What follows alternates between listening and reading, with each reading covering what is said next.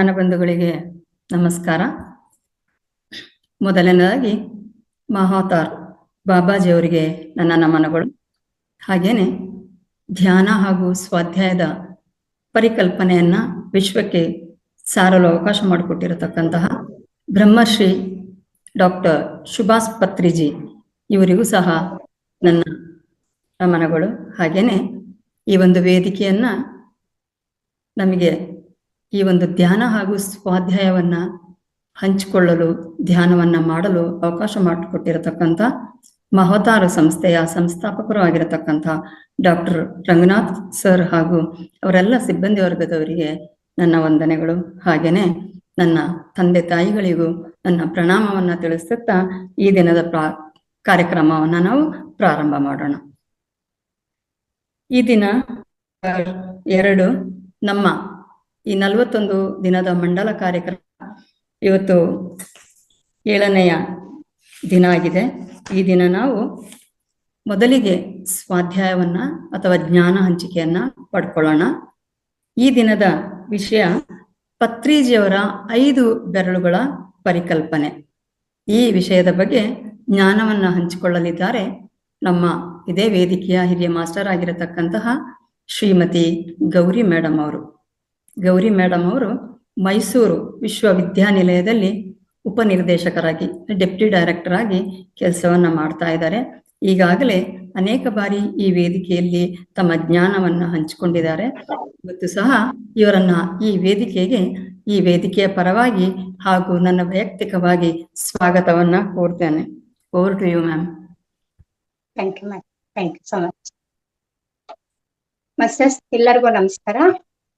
ಮೊದಲಿಗೆ ನಾನು ಪತ್ರಿಜಿ ಗುರುಗಳಿಗೆ, ಸ್ವರ್ಣಮಾಲಾ ಅಮ್ಮನವರಿಗೆ, ಮತ್ತೆ ಎಲ್ಲ ಹಾಸ್ಟೆಲ್ ಮಾಸ್ಟರ್ಸ್ಗೆ, ನನ್ನ ಈ ಧ್ಯಾನ ಮತ್ತು ಜ್ಞಾನದ ಹಾದಿಯಲ್ಲಿ ನನಗೆ ಮಾರ್ಗ ತೋರಿಸಿದಂತ, ಜ್ಞಾನ ಕೊಟ್ಟಂತ ಎಲ್ಲ ಪಿರಮಿಡ್ ಮಾಸ್ಟರ್ಸ್ಗಳಿಗೆ, ವಿಶೇಷವಾಗಿ ರಂಗನಾಥ್ ಗುರುಗಳಿಗೆ, ಹಾಗೇನೆ ಈ ರಾತ್ರಿ ಧ್ಯಾನದ ಸೆಷನ್ಸ್ ನ ಉಸ್ತುವಾರಿಯನ್ನು ನಿರ್ವಹಿಸ್ತಿರುವಂತ ರೇವತಿ ಮೇಡಮ್ ಅವರಿಗೆ ತಮ್ಮೆಲ್ಲರಿಗೂ ನಮಸ್ಕರಿಸ್ತಾ ಇವತ್ತಿನ ನನ್ನ ಸ್ವಾಧ್ಯಾಯವನ್ನ, ಜ್ಞಾನ ಹಂಚಿಕೆಯನ್ನ ಪ್ರಾರಂಭ ಮಾಡ್ತೀನಿ. ಮಾಸ್ಟರ್ಸ್ ಮೇಡಮ್ ಕೇಳಿಸ್ತಿದೆ ಅಲ್ಲ? ಸ್ಪಷ್ಟವಾಗಿ ಕೇಳಿಸ್ತಾ ಇದೆ. ಕ್ಲಿಯರ್ ಇದೆ.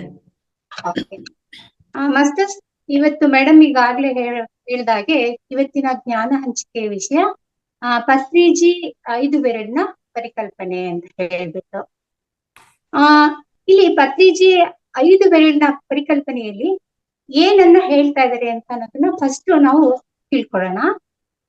ಪತ್ರಿಜಿ ಗುರುಗಳು ಈ 5 ಬೆರಳಿನ ಪರಿಕಲ್ಪನೆ ಅಂತ ಏನ್ ಕೊಟ್ಟಿದ್ದಾರೆ, ಈ 5 ಬೆರಳಿನ ಪರಿಕಲ್ಪನೆಯನ್ನ 20 ವಿಧದಲ್ಲಿ 20 ಟೈಪ್ಸ್ ಪರಿಕಲ್ಪನೆಗಳನ್ನ ಕೊಟ್ಟಿದ್ದಾರೆ ಅಂತ ಹೇಳ್ಬಿಟ್ಟು ರಂಗನಾಥ್ ಗುರುಗಳು ಈಗಾಗಲೇ ಹೇಳಿದ್ದಾರೆ ನಮ್ಗೆ. ಲಾಸ್ಟ್ ಟೈಮ್ ರಂಗನಾಥ್ ಗುರುಗಳು ಏನ್ 41 ದಿನದ ಮಂಡಲ ಧ್ಯಾನ ನಡೀತೋ ಆ ಟೈಮಲ್ಲಿ ರಂಗನಾಥ್ ಗುರುಗಳು ಈ ವಿಚಾರವನ್ನ ಹಂಚ್ಕೊಂಡು 5 ವಿಧದ ಪತ್ರಿಜಿ 5 ಬೆರಳುಗಳ ಪರಿಕಲ್ಪನೆಯನ್ನ ಅವ್ರು ಈಗಾಗ್ಲೇ ಈ ವೇದಿಕೆಯಲ್ಲಿ ಪರಿಚಯ ಮಾಡಿಸಿದ್ದಾರೆ. ಆವಾಗ ಸರ್ ಹೇಳಿದ್ದು 20 ವಿಧದ ಪರಿಕಲ್ಪನೆಗಳನ್ನ ಪತ್ರಿಜಿಯವರು ಕೊಟ್ಟಿದ್ದಾರೆ ಅಂತ ಹೇಳಿದ್ದಾರೆ. ಸೊ ಈ ಪತ್ರಿಜಿ ಗುರುಗಳು ಈ ಪರಿಕಲ್ಪನೆಗಳಲ್ಲಿ ನಮ್ಗೆ ಏನನ್ನ ಹೇಳಕ್ ಕೊಟ್ಟಿದ್ದಾರೆ ಅಂತ ಅನ್ನೋದನ್ನ ಫಸ್ಟ್ ನಾವು ಅರ್ಥ ಮಾಡ್ಕೊಳ್ಳೋಣ. ಪತ್ರಿಜಿ ಗುರುಗಳು ಏನ್ ಮಾಡಿದ್ದಾರೆ ಈ ಪರಿಕಲ್ಪನೆಗಳಲ್ಲಿ ಅಂತ ಹೇಳಿದ್ರೆ, ಹಲವು ಜೀವನದ ಸೂಕ್ಷ್ಮತೆಗಳನ್ನ ಮತ್ತೆ ಆಧ್ಯಾತ್ಮದ ಹಲವು ಸಂಕೀರ್ಣ ವಿಚಾರಗಳನ್ನ ಅತ್ಯಂತ ಸರಳವಾಗಿ ಹೇಳಿ ಅರ್ಥ ಮಾಡಿಸ್ತಿದ್ದಾರೆ. ಮತ್ತೆ ನಮ್ಗೆಲ್ಲ ಅದನ್ನ ಅರ್ಥ ಮಾಡ್ಕೊಳ್ಳೋದ್ರ ಮೂಲಕ ಆತ್ಮೋನ್ನತಿಯನ್ನ ಹೊಂದುವಂತ ಮಾರ್ಗವನ್ನ ಈ ಪರಿಕಲ್ಪನೆಗಳ ಮೂಲಕ ನಮ್ಗೆ ಅರ್ಥ ಮಾಡಿಸುವಂತ ಪ್ರಯತ್ನವನ್ನ ಮಾಡಿದ್ದಾರೆ. ಮಾಸ್ಟರ್ಸ್, ನನಗೆ ಪತ್ರಿಜಿ ಗುರುಗಳು ಈ 5 ಬೆರಳಿನ ಪರಿಕಲ್ಪನೆಗಳಲ್ಲಿ ಈ ತರ ಸಂಕೀರ್ಣವಾದಂತ ಆಧ್ಯಾತ್ಮಿಕ ವಿಚಾರಗಳನ್ನ ಹಿಡ್ದಿಟ್ಟಿರೋದನ್ನ ನೋಡಿದಾಗ, ನಾನು ಓದಿದಾಗ, ಹೆಚ್ಚು ಆಳವಾಗಿ ಅದನ್ನ ಗ್ರಹಿಸ್ಕೊಳ್ತಾ ಹೋದಾಗ ನನಗೆ ಹೇಗೆ ಅನ್ನಿಸ್ತು ಅಂತ ಹೇಳಿದ್ರೆ, ನಮ್ಗೆ ಸಾಮಾನ್ಯವಾಗಿ ಹೇಗಾಗುತ್ತೆ ಅಂತ ಹೇಳಿದ್ರೆ, ಈ ಆಧ್ಯಾತ್ಮಿಕ ವಿಚಾರಗಳು ಎಲ್ಲರಿಗೂ ಸುಲಭವಾಗಿ ಗ್ರಹಿಕೆ ನಿಲ್ಲೋದಿಲ್ಲ. ಕೆಲವ್ರಿಗೆ ಬೇಗ ಅರ್ಥ ಆಗುತ್ತೆ, ಕೆಲವ್ರಿಗೆ ಸ್ವಲ್ಪ ಕಷ್ಟಪಟ್ರೆ ಅರ್ಥ ಆಗುತ್ತೆ, ಇನ್ನು ಕೆಲವರಿಗೆ ತುಂಬಾನೇ ಕಷ್ಟ ಪಡ್ಬೇಕಾಗುತ್ತೆ ಅದನ್ನೇ ಆ ವಿಷಯವನ್ನ ಗ್ರಹಿಸ್ಕೊಳ್ಳಿಕ್ಕೆ. ಆ ವಿಷಯವನ್ನ ಗ್ರಹಿಸ್ಕೊಂಡ್ರೆ ಮಾತ್ರ, ಚೆನ್ನಾಗಿ ಅರ್ಥೈಸ್ಕೊಂಡ್ರೆ ಮಾತ್ರ ಅದನ್ನ ನಾವು ಅಳವಡಿಸ್ಕೊಳ್ಳಿಕ್ಕೆ ಸಾಧ್ಯ. ಅಳವಡಿಸ್ಕೊಂಡ್ರೆ ಮಾತ್ರ ನಾವು ಆತ್ಮೋನ್ನತಿಯನ್ನು ಹೊಂದೋದಿಕ್ಕೆ ಸಾಧ್ಯ. ಸೊ ಹೀಗಾಗಿ ಇದೆಲ್ಲವೂ ಪತ್ರಿಜಿಗೆ ಗೊತ್ತಿದ್ರಿಂದನೇ ಅವರು ಈ ತರ ತುಂಬಾ ಸರಳೀಕರಿಸಿ ಅವ್ರು ಏನ್ ಮಾಡ್ತಾರೆ ಅಂದ್ರೆ, ಸರಳೀಕರಿಸಿ ಹೇಳೋದ್ರ ಜೊತೆಗೆ ಹಲವು ಉದಾಹರಣೆಗಳನ್ನ, ಹಲವು ಕಥೆಗಳನ್ನ, ಹಲವು ಸತ್ಯ ಘಟನೆಗಳನ್ನ, ಐತಿಹಾಸಿಕ ಘಟನೆಗಳನ್ನ ಈ ಸಂದರ್ಭಕ್ಕೆ ಉದಾಹರಿಸ್ತಾ ನಮ್ಗೆ ಅರ್ಥ ಮಾಡಿಸುವಂತ ಪ್ರಯತ್ನವನ್ನ ಮಾಡಿದ್ದಾರೆ. ಇದನ್ನ ನೋಡಿದಾಗ ನನಗೆ ಹೇಗೆ ಅನ್ನಿಸ್ತು ಅಂತ ಹೇಳಿದ್ರೆ, ನಾವು ಈಗ ಹುಷಾರಿಲ್ಲ ಅಂತ ಹೇಳ್ಬಿಟ್ಟು ಡಾಕ್ಟರ್ ಹತ್ರ ಹೋಗ್ತೀವಿ. ಡಾಕ್ಟ್ರು ಪ್ರಿಸ್ಕ್ರಿಪ್ಷನ್ ಬರೀತಾರೆ, ಟ್ಯಾಬ್ಲೆಟ್ಸ್ ನ ಕೊಡ್ತಾರೆ. ಈ ಟ್ಯಾಬ್ಲೆಟ್ಸ್ ತಗೊಳ್ಳುವಾಗ ಕೆಲವರು ಸುಲಭಕ್ಕೆ ತಗೊಳ್ತಾರೆ, ಓಕೆ ಅದನ್ನ ನಿಮ್ ಬಾಯಿ ಹಾಕ್ಬಿಡ್ತಾರೆ, ನೀರ್ ಹಾಕ್ಬಿಡ್ತಾರೆ, ಹೋಗ್ಬಿಡುತ್ತೆ ಹೊಟ್ಟೆ ಒಳಗಡೆ. ಇನ್ನು ಸ್ವಲ್ಪ ಕಷ್ಟದಿಂದ ಅಯ್ಯೋ ನುಂಗ್ಬೇಕಲ್ಲಪ್ಪ ಅಂತ ಕೆಲವರು ನುಂಗ್ತಾರೆ. ಇನ್ನು ಕೆಲವರಿಗೆ ಆ ಮಾತ್ರೆನ ನುಂಗೋದಕ್ಕೆ ಆಗೋದಿಲ್ಲ. ಸೊ ಅಂತ ನುಂಗಕ್ ಆಗ್ದಿರುವಂತ, ಎಸ್ಪೆಷಲಿ ಚಿಕ್ಕ ಮಕ್ಳಂತೂ ಮಾತ್ರೆನ ನುಂಗ್ಲಿಕ್ಕೆ ತುಂಬಾ ಕಷ್ಟ ಪಡ್ತಾರೆ, ಹಠ ಮಾಡ್ತಾರೆ. ಈ ಮಕ್ಳಿಗೆ ಮಾತ್ರೆ ನುಂಗ್ಸುವಾಗ ಅಮ್ಮಂದಿರು ಏನ್ ಮಾಡ್ತಾರೆ, ಅನ್ನದೊಳಗನೋ ಅಥವಾ ಮುದ್ದೆ ಇರ್ತದ ಅದ್ರೊಳಗನೋ ಅಥವಾ ಅವ್ರು ಇಷ್ಟಪಟ್ಟವ ಯಾವ್ದೋ ಒಂದು ತಿನಿಸಿನ ಒಳಗನೋ ಆ ಮಾತ್ರೆಯನ್ನ ಹಾಕ್ಬಿಟ್ಟು ನುಂಗಿಸ್ಬಿಡ್ತಾರೆ. ಸೊ ಸುಲಭಕ್ಕೆ ಹೊಟ್ಟೆ ಒಳಗೆ ಹೋಗುತ್ತೆ, ಮತ್ತೆ ಡೈಜೆಷನ್ ಆಗಿ ಅವ್ರಿಗೆ ಆರೋಗ್ಯ ಸಂಬಂಧದ್ದು ಏನ್ ಕೆಲಸ ಮಾಡ್ಬೇಕು ಆ ಮಾತ್ರೆ ಕೆಲಸ ಮಾಡುತ್ತೆ. ಇದನ್ನ ನಂಗೆ ಪತ್ರಿಜಿ ಅವರು ಹೀಗೆ ಮಾಡಿದ್ದಾರೆ ಅಂತ ನನಗೆ ಅನ್ನಿಸ್ತು. ಈಗ ಕೆಲವರಿಗೆ ಸುಲಭಕ್ಕೆ ಅರ್ಥ ಆಗ್ಬೋದು, ಓಕೆ ಅವ್ರಿಗೂ ಅರ್ಥ ಆಗುತ್ತೆ. ಕೆಲವರು ಸ್ವಲ್ಪ ಕಷ್ಟಪಟ್ಟರೆ ಅರ್ಥ ಆಗ್ಬೋದು, ಓಕೆ ಅವ್ರಿಗೂ ಅರ್ಥ ಆಗುತ್ತೆ. ಇನ್ನು ಕೆಲವರಿಗೆ ಅರ್ಥನೇ ಆಗದಿರುವಂತ ಸ್ಥಿತಿ ಇರ್ತದಲ್ಲ, ಅವ್ರಿಗೂ ಕೂಡ ಅರ್ಥ ಆಗೋ ತರ ಇದನ್ನ ಬಿಡಿಸಿ ಬಿಡಿಸಿ ನಮ್ಗೆ ಈ ಪರಿಕಲ್ಪನೆಗಳನ್ನ ಕೊಟ್ಟಿದ್ದಾರೆ.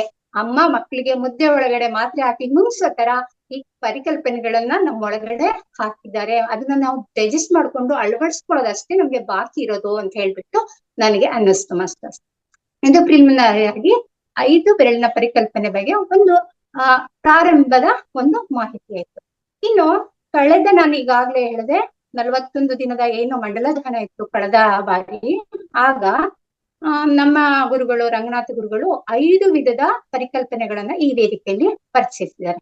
ಸೊ ಅವ್ರು ಮೊದ್ಲಿಗೆ ಒಂದು ಪರಿಕಲ್ಪನೆಯನ್ನ ಪರಿಚಯ ಮಾಡಿದ್ರು, ಶರೀರ, ಮನಸ್ಸು, ಬುದ್ಧಿ, ಆತ್ಮ ಮತ್ತು ಪರಮಾತ್ಮ ಅಂತ ಹೇಳ್ಬಿಟ್ಟು. ಇದು ಶರೀರ, ಮನಸ್ಸು, ಬುದ್ಧಿ, ಆತ್ಮ ಮತ್ತು ಪರಮಾತ್ಮ ಅಂತ ಹೇಳ್ಬಿಟ್ಟು 5 ವಿಧದ ಒಂದು ವಿಧದ ಪರಿಕಲ್ಪನೆಯನ್ನ, ಅಂದ್ರೆ ಈ 5 ಅಂಶಗಳು ಹೇಗೆ ಒಗ್ಗೂಡಿ ಕೆಲಸ ಮಾಡ್ತವೆ ಅನ್ನೋದು ಒಂದು ಪರಿಕಲ್ಪನೆ ಆಗುತ್ತೆ. ಅದನ್ನ ಪರಿಚಯ ಮಾಡಿಸಿದ್ರು. ಹೀಗೆ ಒಟ್ಟವರು 5 ಕಲ್ಪನೆಗಳನ್ನ ಈಗಾಗಲೇ ಪರಿಚಯ ಮಾಡಿಸಿದ್ದಾರೆ. ಸೊ ಹೀಗಾಗಿ ನಾನು ಈಗ ತಗೊಂಡಿರುವಂತ ಒಂದು ಟಾಪಿಕ್ ಏನಿದೆ, ಇವರು ರಂಗನಾಥ ಗುರುಗಳು ಏನು ಈ ವೇದಿಕೆಯಲ್ಲಿ ಪರಿಚಯ ಮಾಡಿಸಿದಾರೋ 5 ವಿಧದ ಪರಿಕಲ್ಪನೆಗಳನ್ನ, ಅದು ಬಿಟ್ಟು ನಾನು ಕೈ ಬಿಟ್ಟು ಬೇರೆ ಹೊಸದೊಂದು ಪರಿಕಲ್ಪನೆಯನ್ನ ಪರಿಚಯ ಮಾಡಿಸ್ಲಿಕ್ಕೆ ಹೋಗ್ತಾ ಇದ್ದೀನಿ. ಯಾಕೆ ಅಂತಂದ್ರೆ ರಿಪೀಟ್ ಆಗ್ಬಾರ್ದು ಅಂತ. ಈಗಾಗ್ಲೇ ನೀವು ಆ ಪರಿಕಲ್ಪನೆಗಳನ್ನ ಚೆನ್ನಾಗಿ ತಿಳ್ಕೊಂಡು ಆ ಜ್ಞಾನವನ್ನ ಪಡ್ಕೊಂಡಿರೋದ್ರಿಂದ ನಾನು ಇನ್ನೊಂದು ಹೊಸದ ಜ್ಞಾನವನ್ನ ನಿಮ್ಗೆ ಪರಿಚಯ ಮಾಡಿಸೋ ಉದ್ದೇಶದಿಂದ ನಾನು ಈ ಪರಿಕಲ್ಪನೆಯನ್ನ ಆಯ್ಕೆ ಮಾಡ್ಕೊಂಡಿದ್ದೀನಿ. ಆದ್ರೆ ಈ ಪರಿಕಲ್ಪನೆಯನ್ನ ಈಗಾಗ್ಲೇ ನಾವು ನಮ್ಮ ಬೆಳಗಿನ ಸೆಷನ್ನಲ್ಲಿ ಸುನನಾಗಲಾಂಬಿಕಾ ಮೇಡಮ್ ಜ್ಞಾನವನ್ನ ಹಂಚ್ಕೊಂಡಿದ್ದಾರೆ. ಆದ್ರೆ ರಾತ್ರಿಯ ಧ್ಯಾನದಲ್ಲಿ ಇದಾಗದೇ ಇರೋದ್ರಿಂದ ನಾನು ಮತ್ತೆ ಇದು ಇನ್ನೊಂದ್ಸರಿ ಮರು ಮನನ ಮಾಡ್ಕೊಳ್ಳೋ ಅಗತ್ಯ ಇರುವಂತದ್ದೇ ಪರಿಕಲ್ಪನೆ ಇದಾಗಿರೋದ್ರಿಂದ ನಾನು ಈ ಪರಿಕಲ್ಪನೆಯನ್ನ ಆಯ್ಕೆ ಮಾಡ್ಕೊಂಡು ಇವತ್ತಿನಲ್ಲಿ ನಾನು ಆ ವಿಷಯದ ಬಗ್ಗೆ ಜ್ಞಾನವನ್ನ ಹಂಚ್ಕೊಳ್ತಾ ಇದ್ದೀನಿ ಮಾಸ್ಟರ್.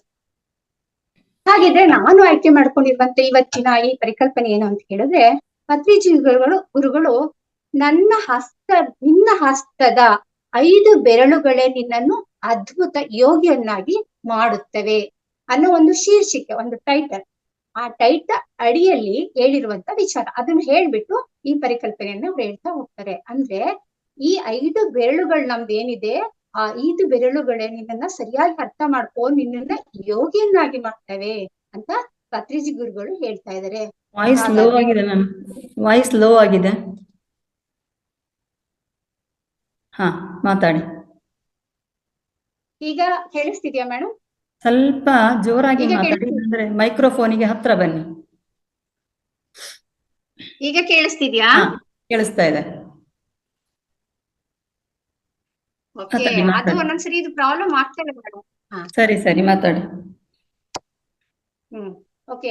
ಸೊ ಹಾಗಿದ್ರೆ ಪತ್ರಿಜಿ ಗುರುಗಳು ನಮ್ಮನ್ನ ಯೋಗಿಯನ್ನಾಗಿ ಮಾಡ್ತದೆ ಅಂತ ಹೇಳುವಂತ ಆ ವಿಚಾರಗಳು ಯಾವುದನ್ನ ನಾವು ಅರ್ಥ ಮಾಡ್ಕೋಬೇಕು ಅಂತ ಅನ್ನೋದನ್ನ ಈಗ ನಾವು ನೋಡೋಣ ಮಾಸ್ಟರ್ಸ್. ಈಗ ನಾನು ಕಳೆದ ವಾರ ಈ ವೇದಿಕೆಯಲ್ಲಿ ಏನು ಮುದ್ರೆಯ ಬಗ್ಗೆ ಹೇಳಿದೆ. ಮುದ್ರೆಯ ಬಗ್ಗೆ ಹೇಳುವಾಗ ಕೂಡ ನಾನು 5 ಬೆರಳುಗಳನ್ನ ಹೇಳಿದ್ದೆ. 5 ಬೆರಳುಗಳನ್ನೇ ಪಂಚಭೂತ ತತ್ವಗಳನ್ನ ಹೇಗೆ ಹೇಳ್ತದೆ ಅಂತ ಹೇಳ್ಬಿಟ್ಟು ಹೇಳಿದೆ. ಪಂಚಭೂತ ತತ್ವಗಳಲ್ಲಿ ಹೆಬ್ಬೆರಳು ಏನು ಅಗ್ನಿ ತತ್ವ, ಇದು ತೋರು ಬೆರಳು ವಾಯು ತತ್ವ, ಮಧ್ಯದ ಬೆರಳು ಆಕಾಶ ತತ್ವ, ಉಂಗುರದ ಬೆರಳು ಭೂತತ್ವ ಮತ್ತು ಕಿರುಬೆರಳು ಜಲತತ್ವವನ್ನ ಹೇಳುತ್ತೆ ಅಂತ ಹೇಳಿದ್ವಿ. ಇದು ಆಯುರ್ವೇದ ವಿಜ್ಞಾನ ಮತ್ತೆ ಯೋಗ ವಿಜ್ಞಾನ ಮತ್ತೆ ನಮ್ಮ ಶರೀರ ವಿಜ್ಞಾನ ಹೇಳುವಂತ ಈ ಪರಿಕಲ್ಪನೆ. ಈ ಪರಿಕಲ್ಪನೆಗಿಂತ ಭಿನ್ನವಾಗಿ ಇವತ್ತು ಪತ್ರಿಜಿ ಗುರುಗಳು ಬೇರೆ ಒಂದು ಪರಿಕಲ್ಪನೆ ಮೇಲೆ ಒಂದು ಆಧ್ಯಾತ್ಮದ ವಸ್ತು ವಿಜ್ಞಾನವನ್ನ ನಮ್ಗೆ ಅರ್ಥ ಮಾಡಿಸುವಂತ ಪ್ರಯತ್ನವನ್ನ ಮಾಡಿದ್ದಾರೆ. ಅವರು ಹೇಳೋ ಪ್ರಕಾರ ಪತ್ರಿಜಿ ಈ ಪರಿಕಲ್ಪನೆಯಲ್ಲಿ ಏನ್ ಹೇಳ್ತಾ ಹೋಗ್ತಾರೆ ಅಂತ ಹೇಳಿದ್ರೆ, ಶ್ರವಣ, ಮನನ, ನಿಧಿಧ್ಯಾಸನ, ಸಾಕ್ಷಾತ್ಕಾರ ಮತ್ತು ಲೋಕ ಕಲ್ಯಾಣದ ವಿಚಾರವನ್ನ ಈ ಪರಿಕಲ್ಪನೆಯೊಳಗೆ ಹೇಳಿದ್ದಾರೆ. ಇಲ್ಲಿ ಶ್ರವಣ ಅಂತ ಹೇಳಿದ್ರೆ ಕಿರುಬೆರಳನ್ನ ಹೇಳಿದ್ದಾರೆ ಅವರು, ಮನನ ಅಂತ ಹೇಳಿದ್ರೆ ಉಂಗುರದ ಬೆರಳನ್ನ ಹೇಳಿದ್ದಾರೆ, ನಿಧಿಧ್ಯಾಸನವನ್ನ ಮಧ್ಯದ ಬೆರಳಿಗೆ ಹೇಳಿದ್ದಾರೆ, ಸಾಕ್ಷಾತ್ಕಾರವನ್ನ ತೋರು ಬೆರಳಿಗೆ ಹೇಳಿದ್ದಾರೆ, ಮತ್ತೆ ಲೋಕ ಕಲ್ಯಾಣವನ್ನ ಹೆಬ್ಬೆರಳಿಗೆ ಹೇಳಿದ್ದಾರೆ. ಈ ತರ ಈ ಕ್ರಮದಲ್ಲಿ ಅವರು ಹೇಳ್ತಾ ಹೋಗ್ತಾರೆ. ಮಾಸ್ಟರ್ಸ್, ಇದೊಂದು ಜ್ಞಾನ ಯೋಗದ ಮಾರ್ಗ.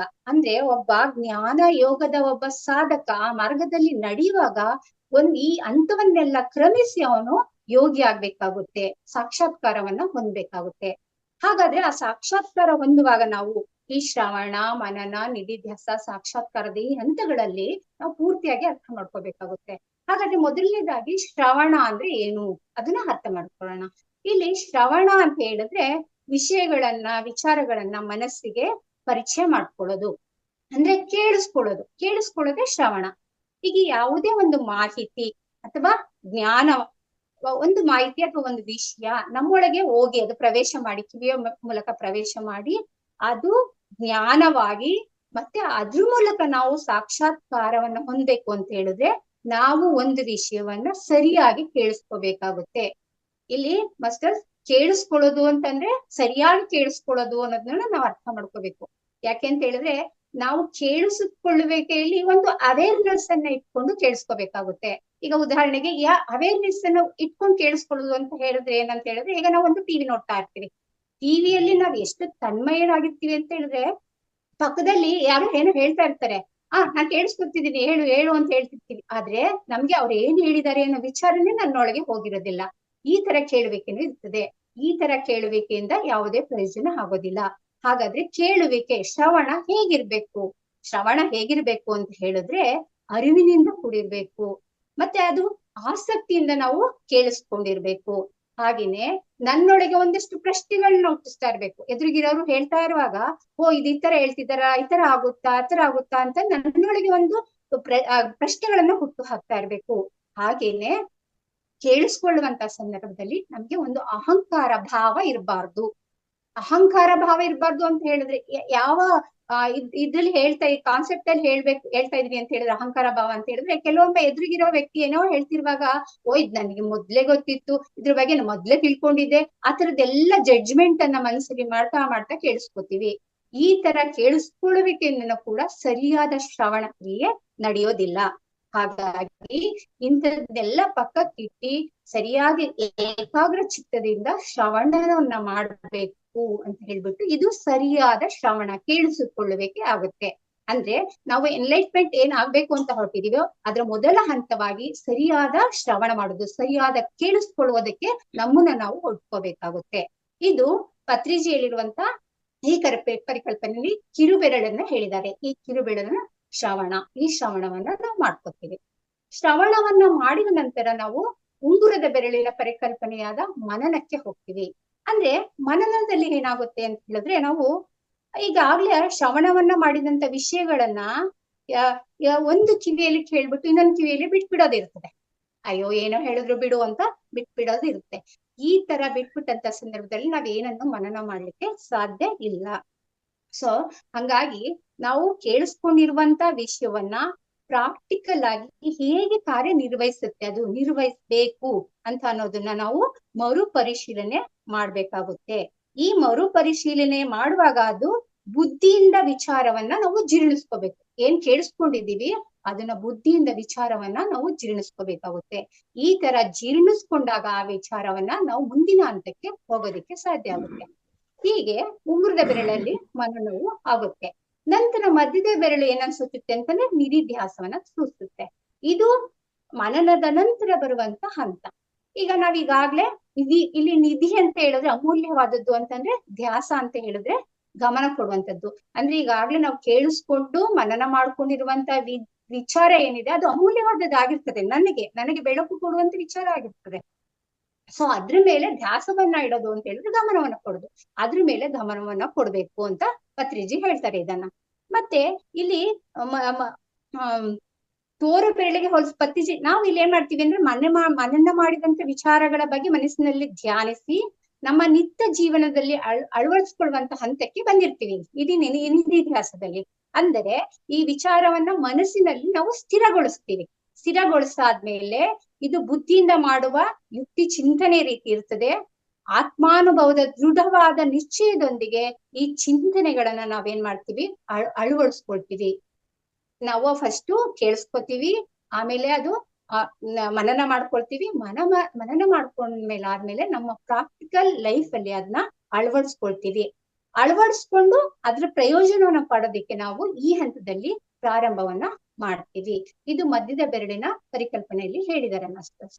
ಈಗ ಮುಂದಿನ ಹಂತದಲ್ಲಿ ನಾವು ಸಾಕ್ಷಾತ್ಕಾರದ ಹಂತ ಆಗಿರ್ತದೆ ಇದು. ಈ ಸಾಕ್ಷಾತ್ಕಾರದ ಹಂತ ತೋರು ಬೆರಳನ್ನ ಹೇಳಿದ್ದಾರೆ ಪತ್ರಿಜಿ ಗುರುಗಳು. ಈ ತೋರು ಬೆರಳಿನ ಹಂತದಲ್ಲಿ ಏನಾಗುತ್ತೆ ಅಂತ ಹೇಳಿದ್ರೆ, ನಾವು ಮನನ ಮಾಡಿ ನಿಧಿಧ್ಯಾಸ ಮಾಡಿ ಆ ಮೂಲಕ ನಮ್ಮ ಜೀವನದಲ್ಲಿ ಅಳವಡಿಸ್ಕೊಂಡಿರುವಂತ ವಿಷಯಗಳು ಇಲ್ಲಿ ಅನುಭವ ಪೂರ್ವಕವಾಗಿ ಜ್ಞಾನವಾಗಿ ಪರಿವರ್ತನೆ ಆಗುತ್ತದೆ. ಮಾಸ್ಟರ್ಸ್, ಇಲ್ಲಿ ನಾವು ಒಂದು ವಿಚಾರವನ್ನ ಅರ್ಥ ಮಾಡ್ಕೋಬೇಕು. ಏನಂತ ಹೇಳಿದ್ರೆ, ಯಾವುದೇ ವಿಷಯವನ್ನ ಶ್ರವಣ ಮಾಡ್ಕೊಂಡು ಮನನ ಮಾಡ್ಕೊಂಡಾಗ ಮತ್ತೆ ಅಳವಡಿಸ್ಕೊಳ್ಳುವಂತ ನಿಧಿಧ್ಯಾಸದ ಹಂತದವರೆಗೂ ಒಂದು ವಿಷಯ ಮಾಹಿತಿ ಮಾತ್ರ ಆಗಿರ್ತದೆ. ನನಗೆ ಹೇಳುವವರಿಗೆ ಅದು ಜ್ಞಾನ ಆಗಿರ್ಬೋದು, ಆದ್ರೆ ಕೇಳುವವರಿಗೆ ಅದು ಮಾಹಿತಿ ಮಾತ್ರ ಆಗಿರ್ತದೆ. ಯಾವ ಹಂತದಲ್ಲಿ ನಾನು ನನ್ನ ಲೈಫ್ ಅಲ್ಲಿ ಅದನ್ನ ಪ್ರಾಕ್ಟಿಕಲ್ ಆಗಿ ಇಂಪ್ಲಿಮೆಂಟ್ ಮಾಡಿ ಅಳವಡಿಸ್ಕೊಂಡು, ಎಸ್ ಇದು ಈ ತರನೇ ಸತ್ಯ, ಹೌದು ಇದು ಆಗುತ್ತೆ, ಇದು ನಡೆಯುತ್ತೆ ಅಂತ ಸ್ವ ಅನುಭವದಿಂದ, ಆತ್ಮಾನುಭವದಿಂದ, ನನ್ನೊಳಗಿನ ಅಂತಃಸಾಕ್ಷಿಯಿಂದ, ಅಂತ ಪ್ರೇರಣೆಯಿಂದ ನಾನ್ ಯಾವಾಗ ಅದನ್ನ ಹೌದು ಅಂತ ಒಪ್ಕೊಳ್ಳೋ ತರ ನನಗೆ ಅನುಭವ ಕೊಡುತ್ತೋ ಆ ಮಾಹಿತಿ ಆಗ ಜ್ಞಾನವಾಗಿ ಕನ್ವರ್ಟ್ ಆಗುತ್ತೆ. ಆ ಜ್ಞಾನವಾಗಿ ನಮ್ಮಲ್ಲಿ ಯಾವಾಗ ಕನ್ವರ್ಟ್ ಆಗುತ್ತೆ ಆಗ ನಮ್ಮಲ್ಲಿ ಸಾಕ್ಷಾತ್ಕಾರ ಹಂತಕ್ಕೆ ನಾವು ತಲುಪಿದೀವಿ ಅಂತ. ನಾವು ಕೇಳಿದ ಶ್ರವಣ ಮನನ ಮತ್ತು ನಿಧಿಧ್ಯಾಸ ಇಲ್ಲಿ ಸಾಕ್ಷಾತ್ಕಾರವಾಗಿ ಪರಿವರ್ತನೆ ಆಗುತ್ತೆ. ಈ ಸಾಕ್ಷಾತ್ಕಾರ ಹಂತ ಯಾವಾಗ ತಲುಪುತ್ತೋ ಆ ವಿಷಯ, ಆಗ ಏನಾಗ್ತದೆ ಅಂತಂದ್ರೆ ಆ ಜ್ಞಾನಿಯಲ್ಲಿ, ಈಗ ಮಾಹಿತಿ ಅಷ್ಟೇ ಇದ್ದಂತ ವ್ಯಕ್ತಿ ಈಗ ಜ್ಞಾನಿ ಆಗಿದ್ದಾನೆ. ಆ ಜ್ಞಾನಿಯಲ್ಲಿ ಆ ಸ್ಥಿತಿಯಲ್ಲಿ ಭಯ, ದುಃಖ ಮತ್ತೆ ಅಶಾಂತಿ ಎಲ್ಲವೂ ಹೋಗಿ ಅವನೇನಾಗ್ತದೆ ಅಂತಂದ್ರೆ ದುಃಖ ರಾಹಿತ್ಯವಾದ ಸ್ಥಿತಿಯನ್ನ ತಲುಪಿರ್ತಾನೆ.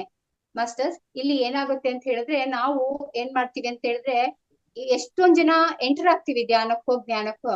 ಇಲ್ಲಿ ನಾವು ಕೆಲವರು ಶ್ರವಣ ಮಾಡೋ ಹಂತದಲ್ಲಿ ಕೈ ಬಿಡ್ತೀವಿ. ಇನ್ನು ಕೆಲವರು ಶ್ರವಣ ಆದ ನಂತರ ಮನನ ಮಾಡ್ತೀವಿ, ಮನನ ಮಾಡಿದ ನಂತರ ಕೈ ಬಿಡ್ತೀವಿ ಅಷ್ಟೇ ಅಂತ ಹೇಳ್ಬಿಟ್ಟು. ನಂತರ ನಿಧಿಧ್ಯಾಸ ಪ್ರಾಕ್ಟಿಕಲ್ ಆಗಿ ಇಂಪ್ಲಿಮೆಂಟ್ ಮಾಡ್ತಾರೆ. ಅದನ್ನ ತಾಳ್ಮೆಯಿಂದ ಟೈಮ್ ಕೊಟ್ಟು ಕಾಯ್ದು ಅದ್ರ ಸಾಧಕ ಬಾಧಕಗಳನ್ನ ಯೋಚನೆ ಮಾಡಿ ಸಾಕ್ಷಾತ್ಕಾರ ಹಂತಕ್ಕೆ ಹೋಗೋರು ತುಂಬಾ ಕಡಿಮೆ ಆಗ್ತಾರೆ. ಸಾಕ್ಷಾತ್ಕಾರ ಹೊಂದಿದಂತವ್ರು ನಿಜವಾಗ್ಲೂ ಎನ್ಲೈಟೆಂಡ್ ಬೈ, ಇದುವೇ ನಮ್ಮ ಗುರಿ ಆಗಿರ್ತದೆ. ಈ ಧ್ಯಾನ ಮತ್ತೆ ಜ್ಞಾನದ ಏನು ನಮ್ಮ ಈ ಸಾಧನೆಯ ಗುರಿ ಸಾಕ್ಷಾತ್ಕಾರ ಹೊಂದೋದೇ ಆಗ್ತದೆ. ಹೀಗೆ ಒಂದೊಂದು ಹಂತದಲ್ಲೂ ಬಿಟ್ಟೋಗ್ತಾ ಇರ್ತೀವಿ ನಾವು. ಸ್ಕಿಪ್ ಮಾಡಿ ಬಿಡ್ತೀವಿ, ಮತ್ತೆ ಹಿಂದಕ್ಕೆ ಹೋಗ್ತೀವಿ, ಮತ್ತೆ ಮುಂದಕ್ಕೆ ಬರ್ತೀವಿ. ಈ ತರನೇ ಆಗುತ್ತೆ ನಮ್ಮ ಪಯಣಗಳು. ಹಿಂಗಾಗಿ ನಾವೇನಾಗ್ತೀವಿ ಅಂತಂದ್ರೆ ಸಾಕ್ಷಾತ್ಕಾರ ಹಂತ ತಲುಪುವವರ ಸಂಖ್ಯೆ ಕಡಿಮೆ ಆಗ್ತದೆ. ಆದ್ರೆ ನಮ್ಮ ಸಾಧನೆ, ನಮ್ದ ಗುರಿ ಯಾವತ್ತೂ ಕೂಡ ಈ ಸಾಕ್ಷಾತ್ಕಾರದ ಹಂತವನ್ನ ತಲುಪುವ ಎಡೆಗೆ ಸಾಗ್ಬೇಕು. ತಲುಪುವ ಎಡೆಗೆ ನಮ್ಮ ಸಾಧನೆ ಪ್ರತಿದಿನ ಸಾಕ್ತಾ ಇರ್ಬೇಕು. ಧ್ಯಾನ ಮತ್ತು ಜ್ಞಾನ ಆದಿಯಲ್ಲಿ ನಾವು ಸಾಕ್ತಾ ಇರ್ಬೇಕು. ಅಷ್ಟೇ, ಈಗ ನಾವು ಸಾಕ್ಷಾತ್ಕಾರವನ್ನ ಹೊಂದಿದ್ವಿ ಅಂದ್ರೆ ದುಃಖ ರಾಹಿತ್ಯ ಸ್ಥಿತಿಯನ್ನ ನಾವು ತಲುಪಿದ್ವಿ ಅಂದ್ರೆ ಬದುಕಿನ ಎಷ್ಟೋ ಕಠಿಣ ಸತ್ಯಗಳು ನಮ್ಗೆ ಇವಾಗಲೇ ಅರ್ಥ ಆಗಿದೆ. ಹೌದು, ಇದಿಲ್ಲ, ಹೀಗೆ ನಾವು ಅರ್ಥ ಮಾಡ್ಕೋಬೇಕು ಅನ್ನೋ ಎಲ್ಲ ಸತ್ಯ ನಮ್ಗೆ ಗೊತ್ತಾಗಿದೆ. ಇಷ್ಟು ಗೊತ್ತಾದ್ರೆ ಸಾಕ, ನನ್ ಬದುಕನ್ನು ನಾನು ಚಂದ ಮಾಡ್ಕೊಂಡ್ರೆ ಸಾಕ, ನಾನ್ ದುಃಖ ರಾಹಿತ್ಯವನ್ನ ನಾನೊಬ್ಳೆ ಅನುಭವಿಸಿದ್ರೆ ಸಾಕ ಅಂತ ಹೇಳಿದ್ರೆ ಸಾಕಾಗೋದಿಲ್ಲ. ಸೊ ನಂತರದ ಒಂದು ಪೂರ್ಣತೆ, ಈಗ ಒಂದು ಕೈಯಲ್ಲಿ 5 ಬೆರಳುಗಳು ಒಂದು ಪೂರ್ಣತೆ ಹೇಗೆ ಕೊಡ್ತದೋ ಹಾಗೆ ಪೂರ್ಣತೆ ಬರ್ಬೇಕು ನಮ್ಮ ಬದುಕಿಗೆ ಅಂತ ಹೇಳಿದ್ರೆ ನಾವು ಲೋಕ ಕಲ್ಯಾಣದ ಕೆಲಸವನ್ನು ಕೂಡ ತೊಡ್ಕೋಬೇಕಾಗುತ್ತೆ.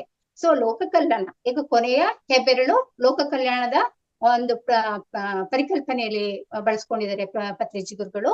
ಈ ಲೋಕ ಕಲ್ಯಾಣದ ಪರಿಕಲ್ಪನೆಯಲ್ಲಿ ಕೆಲಸ ಏನ್ ಮಾಡ್ಬೇಕು ಅಂತ ಹೇಳಿದ್ರೆ, ಆ ಸಾಕ್ಷಾತ್ಕಾರ ಹೊಂದಿದಂತ ವ್ಯಕ್ತಿ ತಾನು ಹೇಗೆ ದುಃಖ ರಾಹಿತ್ಯ ಸ್ಥಿತಿಯನ್ನ ತಲುಪದೆ ತನಗೆ ಯಾವ ಅನುಭವ ಆಗಿದೆ, ನಾನು ಹೇಗೆ ಶಾಂತಿ ಮತ್ತು ಆನಂದವನ್ನ ಅನುಭವಿಸ್ತಿದ್ದೀನಿ, ಆ ಆನಂದವನ್ನ ಇತರರಿಗೂ ಹೇಳ್ತಾ ಹೇಳ್ತಾ ಅವರನ್ನು ತನ್ನ ಹಾದಿಯಲ್ಲಿ ಎನ್ಲೈಟೆಡ್ ಸಾಕ್ಷಾತ್ಕಾರ ಹೊಂದುವಂತೆ ಅವರಿಗೆ ಮಾರ್ಗದರ್ಶನ ಮಾಡುವಂತದ್ದು ಈ ಲೋಕ ಕಲ್ಯಾಣದ ಕೆಲಸ ಆಗಿದೆ ಮಾಸ್ಟರ್ಸ್. ಈ ನಿಟ್ಟಿನಲ್ಲಿ ನಮ್ಮ PSSM ಏನಿದೆ ಅದು ಕೆಲಸ ಮಾಡ್ತಾ ಇದೆ, ನಮ್ಮ ಅವತಾರ್ ಫೌಂಡೇಶನ್ ಕೆಲಸ ಮಾಡ್ತಾ ಇದೆ, ಪಿರಮಿಡ್ ಮಾಸ್ಟರ್ಸ್ ಗಳು ಹಲವು ಜನ ಇದರಲ್ಲಿ ಕೆಲಸ ಮಾಡ್ತಿದ್ದಾರೆ ಮಾಸ್ಟರ್ಸ್. ಇವತ್ತು ನಾವೆಲ್ಲರೂ ಈ ಗ್ರೂಪ್ ಅಲ್ಲಿ ಕುತ್ಕೊಂಡು ಈ ವಿಷಯವನ್ನ ಚರ್ಚೆ ಮಾಡ್ತಿದೀವಿ ಅಂತ ಹೇಳಿದ್ರೆ, ನಾನು ಈ ವಿಷಯವನ್ನ ಹಂಚ್ಕೊಳ್ತಿದೀವಿ ಅಂತ ಹೇಳಿದ್ರೆ, ಇವರೆಲ್ಲರ ಸಾಕ್ಷಾತ್ಕಾರ ಹೊಂದಿದ ಸ್ಥಿತಿ ಮತ್ತೆ ಅವರ ಲೋಕ ಕಲ್ಯಾಣದ ಅವರ ಪರಿಶ್ರಮ ಇಲ್ಲಿ ಕೆಲಸ ಮಾಡಿದೆ. ಅದಕ್ಕೆ ನಾವು ಸದಾ ನಾವೆಲ್ಲರೂ ಕೃತಜ್ಞರಾಗಿರ್ತೀವಿ ಮತ್ತೆ ಅವ್ರಿಗೆ ಗ್ರಾಟಿಟ್ಯೂಡ್ ಅನ್ನ ಪ್ರತಿದಿನ ನಾನು ಸಲ್ಲಿಸ್ತಾ ಇರ್ತೀನಿ ಮಾಸ್ಟರ್ಸ್. ಇದಿಷ್ಟು 5 ಬೆರಳಿನ ಪರಿಕಲ್ಪನೆಯಲ್ಲಿ ಏನು ಶ್ರವಣ ಮನನ, ಇದು ಶ್ರವಣ, ಇದು ಮನನ, ಮಧ್ಯದ ಬೆರಳು ನಿಧಿಧ್ಯಾಸನ, ತೋರು ಬೆರಳು ಸಾಕ್ಷಾತ್ಕಾರ ಮತ್ತೆ ಹೆಬ್ಬೆರಳು ಲೋಕ ಕಲ್ಯಾಣದ ಪರಿಕಲ್ಪನೆಯಲ್ಲಿ ಈ ಒಟ್ಟು ಒಂದು ಪೂರ್ಣತೆಯನ್ನ ಒಂದು ಕೊಂಡಿಯಂತೆ ಬೆಸೆದುಕೊಂಡು ಒಂದು ವ್ಯಕ್ತಿ ಒಂದು ಪೂರ್ಣ ಎನ್ಲೈಟೆಡ್ ಮನುಷ್ಯನಾಗಿ ವ್ಯಕ್ತಿಯನ್ನಾಗಿ ಮಾಡುತ್ತೆ ಅನ್ನೋದನ್ನ ಸೇರಿಸಿ ಪತ್ರಿಜಿ ಹೇಳ್ತಾರೆ ಮಾಸ್ಟರ್. ಪತ್ರಿಜಿ ಇಲ್ಲಿಗೆ ನಿಲ್ಸೋದಿಲ್ಲ ಇದನ್ನ. ಅಂದ್ರೆ ಈಗ ನೋಡಿ, ಇದೇನಾಯ್ತು ಅಂತ ಹೇಳಿದ್ರೆ, ನಾನು ಫಸ್ಟ್ ಮಾತ್ರೆ ಪರಿಕಲ್ಪನೆಯಲ್ಲಿ ಹೇಳಿದ್ನಲ್ಲ, ಕೆಲವ್ರು ಈಸಿಯಾಗಿ ಮಾತ್ರೆ ನುಂಗ್ಬಿಡ್ತಾರೆ ಅಂತ. ಇದು ಈಸಿಯಾಗಿ ನುಂಗವರಿಗೆ ಹೇಳಿದ್ದಾಯ್ತು ಪತ್ರಿಜಿ. ಆದ್ರೆ ಇಲ್ಲಿಗೆ ನಿಲ್ಲಿಸ್ತೇನೆ ಅವ್ರು ಏನ್ ಮಾಡ್ತಾರೆ ಅಂತಂದ್ರೆ, ಇನ್ನು ಕಷ್ಟಪಡೋರು ಇರ್ತಾರಲ್ಲ ಅವರಿಗೆ ಅರ್ಥ ಮಾಡಿಸೋದಿಕ್ಕಾಗಿ ಕೆಲವು ಸನ್ನಿವೇಶ, ಸಂದರ್ಭ, ಐತಿಹಾಸಿಕ ಘಟನೆಗಳನ್ನ ಉದಾಹರಿಸ್ತಾ ಈ ಪರಿಕಲ್ಪನೆ ಹೀಗೆ ಅರ್ಥ ಮಾಡ್ಕೋಬೇಕು ಅಂತ ಹೇಳ್ತಾ ಹೋಗ್ತಾರೆ. ಸೊ ಈಗ ಮಧ್ಯದಲ್ಲಿ 3 ವಿಧದ ವ್ಯಕ್ತಿಗಳು ಮಾತ್ರ ನುಂಗೋರು ಹೇಳಿದ್ನಲ್ಲ, ಈಗ ಮಧ್ಯದ ವ್ಯಕ್ತಿ ಅವರಿಗೆ ಪರಿಕಲ್ಪನೆ ಇದ್ರಲ್ಲಿ ಹೇಳ್ತಿರೋದು, ಈ ಭಾಷೆಯಲ್ಲಿ ಹೇಳ್ತಿರೋದು ಯಾರು ಪತ್ರಿಜಿ ಗುರುಗಳು. ಏನ್ ಹೇಳ್ತಾರೆ ಅಂತ ಹೇಳಿದ್ರೆ, ಅವರು 2 ಉದಾಹರಣೆಯನ್ನ ಕೊಟ್ಟಿದ್ದಾರೆ. ನನ್ ಟೈಮ್ ನೋಡ್ಕೊಂಡು ನನ್ ಸಾಧ್ಯ ಆದ್ರೆ 2 ಉದಾಹರಣೆಯನ್ನ ಹೇಳ್ತೀನಿ, ಇಲ್ಲಿನ ಒಂದು ಉದಾಹರಣೆಯನ್ನ ನಾನು ಹೇಳ್ತೀನಿ. ಸೊ ಮೊದಲನೇ ಉದಾಹರಣೆ ಏನ್ ಹೇಳ್ತಾರೆ ಅಂತ ಹೇಳಿದ್ರೆ, ಅವರು ಕಿಸಾ ಗೌತಮಿಯ ಕತೆ. ಕಿಸಾ ಗೌತಮಿ ಯಾರು ಅಂತ ನೀವೆಲ್ಲರೂ ನಾವು ಈಗ ಬುದ್ಧನ ಬಗ್ಗೆ ಎಷ್ಟೊಂದು ಜ್ಞಾನ ಹಂಚಿಕೆ ಆಗಿದೆ, ವೇದಿಕೆಗಳಲ್ಲಿ ಜ್ಞಾನವನ್ನ ತಿಳ್ಕೊಂಡಿದ್ದೀವಿ. ಕಿಸಾ ಗೌತಮಿ ಅವಳು ಒಂದು ಭಿಕ್ಕುಣಿ, ಅಂದ್ರೆ ಬುದ್ಧನ ಮಾರ್ಗದಲ್ಲಿ ಹೋದಂತ ಶಿಷ್ಯ ಭಿಕ್ಕುಣಿ ಅವಳು. ಆದ್ರೆ ಮೊದ್ಲು ಹೇಗಿದ್ಲು ಅವಳು, ಎನ್ಲೈಟೆಡ್ಮೆಂಟ್ ಅವಳ ಸಾಕ್ಷಾತ್ಕಾರ ಒಂದಕ್ಕೆ ಮುಂಚೆ ಹೇಗಿದ್ಲು ಅನ್ನೋದೇ ಈ ಕಥೆಯ ವಿಷಯವಾಗಿದೆ. ಈಗ ಕಿಸಾ ಗೌತಮಿ ಏನಾಗುತ್ತೆ ಅಂತ ಹೇಳಿದ್ರೆ, ಅವಳಿಗೆ 4 ವರ್ಷದ ಒಂದು ಮಗು ಇರ್ತದೆ. ಮಗು ಇರುವಾಗ ಆ ಮಗುಗೆ ಕಾಯಿಲೆ ಬಂದು ಆ ಮಗು ತೀರ್ಕೊಂಡ್ಬಿಡುತ್ತೆ, ಸತ್ತೋಗ್ಬಿಡುತ್ತೆ. ಆ ತಾಯಿಗೆ ತುಂಬಾ ದುಃಖ ಆಗ್ತದೆ, ತುಂಬಾ ಎಷ್ಟು ಅಟ್ಯಾಚ್ಮೆಂಟ್ ಆ ಮಗು ಬಗ್ಗೆ. ಪ್ರತಿ ತಾಯಿಗೂ ಮಕ್ಕಳ ಮೇಲೆ ಅದೇ ಅಟ್ಯಾಚ್ಮೆಂಟ್ ಇದ್ದೇ ಇರ್ತದೆ ಮಾಸ್ಟರ್ಸ್. ಆತರ ಅವಳಿಗೂ ಕೂಡ ಅಟ್ಯಾಚ್ಮೆಂಟ್ ಇರ್ತದೆ. ಅವಳಿಗೆ ದುಃಖ ತಡ್ಕೊಳಕ್ ಆಗೋದಿಲ್ಲ. ಆ ಮಗುವನ್ನ ಎತ್ಕೊಂಡ್ಬಿಟ್ಟವಳು ಏನ್ ಮಾಡ್ತಾಳೆ ಅಂತಂದ್ರೆ, ಆ ಊರಿನ ಪ್ರತಿ ಮನೆಗೂ ಯಾರ್ಯಾರು ಸಿಗ್ತಾರೋ ಅವ್ರನ್ನೆಲ್ಲ ಕೇಳ್ತಾಳೆ, ನನ್ ಮಗುನ ಬದುಕಿಸ್ಕೊಡಿ, ನೀವೇನಾದ್ರೂ ಮಾಡಿ ನನ್ ಮಗುನ ಬದುಕಿಸ್ಕೊಡಿ ಅಂತ ತುಂಬಾ ಕಣ್ಣೀರಾಗ್ತಾಳೆ, ತುಂಬಾ ದುಃಖಿಸ್ತಾ ಇರ್ತಾಳೆ. ಇಂಥ ಸಂದರ್ಭದಲ್ಲಿ ಆ ದಾರಿ ಹೋಗೋರೊಬ್ರು ಹೇಳ್ತಾರೆ, ಇಲ್ಲ, ಆ ಊರಿನ ಹೊರಗಡೆ ಒಬ್ಬ ಶಾಕ್ಯ ಮುನಿ ಬಂದಿದ್ದಾರೆ. ಅಂದ್ರೆ ಶಾಕ್ಯ ಮುನಿ ಅಂತ ಹೇಳಿದ್ರೆ ಗೌತಮ ಬುದ್ಧರು ಬಂದಿದ್ದಾರೆ. ಅವ್ರ ಹತ್ರ ನೀನ್ ಹೋಗು, ನೀನ್ ಅವ್ರ ಹತ್ರ ಹೋದ್ರೆ ನಿನ್ ಮಗು ಬದುಕೊಡುತ್ತೆ ಅಂತ ಹೇಳ್ತಾರೆ. ಸೊ ತುಂಬಾ ವಿಶ್ವಾಸದಿಂದ ಅವಳು ಬೇಗ ಆ ಶಾಕ್ಯ ಮುನಿ ಹತ್ರ ಹೋಗ್ತಾಳೆ. ಗೌತಮ ಬುದ್ಧರು ನೋಡ್ತಾರೆ ಇವಳನ್ನ, ನೋಡ್ಬಿಟ್ಟು ಕೇಳ್ತಾಳೆ, ಏನಮ್ಮ ಅಂತ ಕೇಳಿದಾಗ, ನನ್ನ ಮಗು ತೀರ್ಕೊಂಡಿದೆ, ಸತ್ತೋಗಿದೆ, ನನ್ ದುಃಖ ಸಹಿಸ್ಕೊಳ್ಲಿಕ್ಕೆ ಆಗ್ತಾ ಇಲ್ಲ, ದಯವಿಟ್ಟು ನನ್ ಮಗುನ ಬದುಕಿಸ್ಕೊಡಿ ಅಂತ ಕೇಳ್ತಾಳೆ. ಆದ್ರೆ ನೋಡಿ ಮಾಸ್ಟರ್ಸ್, ಇಲ್ಲಿ ನಾವು ಅರ್ಥ ಮಾಡ್ಕೋಬೇಕು ಏನು ಅಂತ ಹೇಳಿದ್ರೆ, ಈಗ ಗೌತಮ ಬುದ್ಧರು ಏಕ್ದಮ್ ಅವಳಿಗೆ ಉಪದೇಶ ಮಾಡೋದಿಕ್ಕೆ ಪ್ರಯತ್ನ ಮಾಡೋದಿಲ್ಲ. ಇಲ್ಲಮ್ಮ, ಸಾವು ನೋವು ಎಲ್ರಿಗೂ ಇರ್ತದೆ, ಇದು ಜೀವನ ಸತ್ಯ, ನೀನು ಒಪ್ಪೋ ಆತರ ಹೇಳಲಿಲ್ಲ ಅವರು. ನಾವು ಎಷ್ಟೊಂದ್ಸರಿ ಯಾರಾದ್ರೂ ಹೇಳ್ಕೊಂಡ್ರೆ ಆಗ್ಲೇ ಉಪದೇಶವನ್ನ ಶುರು ಮಾಡ್ಬಿಡ್ತೀವಿ.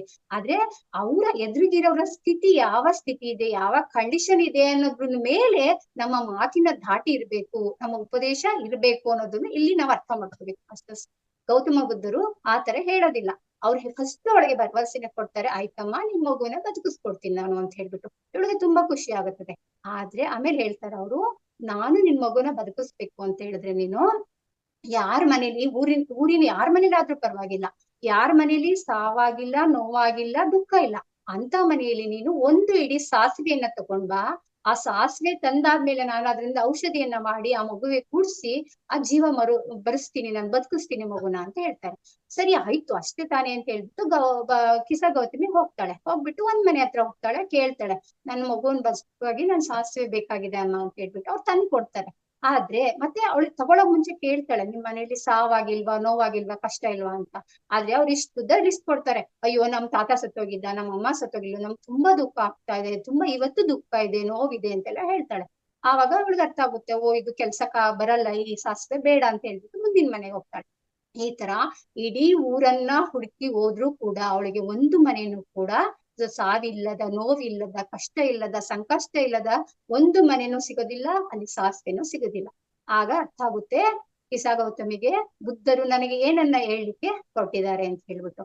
ಮಾಸ್ಟರ್, ಇಲ್ಲಿ ಬುದ್ಧರು ಅವಳಿಗೆ ಹೇಳುವಂತದ್ದು ಇದೆಯಲ್ಲ, ಆ ಹೇಳ್ತಾರಲ್ಲ ಬದುಕಿಸ್ತೀನಿ ಅಂತ ಹೇಳಿ ಕಳ್ಸ್ಕೊಡ್ತಾರಲ್ಲ, ಅದೇ ಕೂಡ ಶ್ರವಣ, ಅದು ಕೇಳಿಸ್ಕೊಳ್ಳೋದು.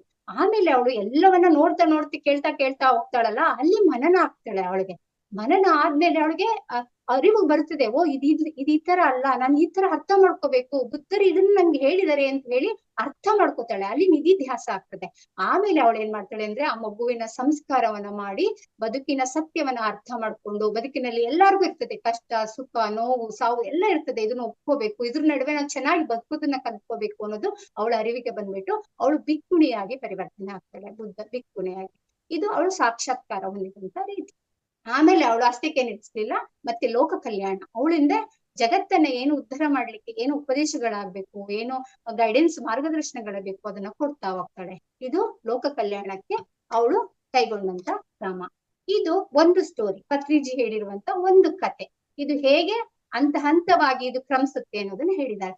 ಇನ್ನೊಂದು ಕತೆ ಪತ್ರಿಜಿ ಹೇಳಿರುವಂತದ್ದು ಯಶೋಧರೆದು, ಅಂದ್ರೆ ಗೌತಮ ಬುದ್ಧರ ಪತ್ನಿಯ ವಿಚಾರವನ್ನ ಅವರು ಹೇಳ್ತಾ ಹೋಗ್ತಾರೆ.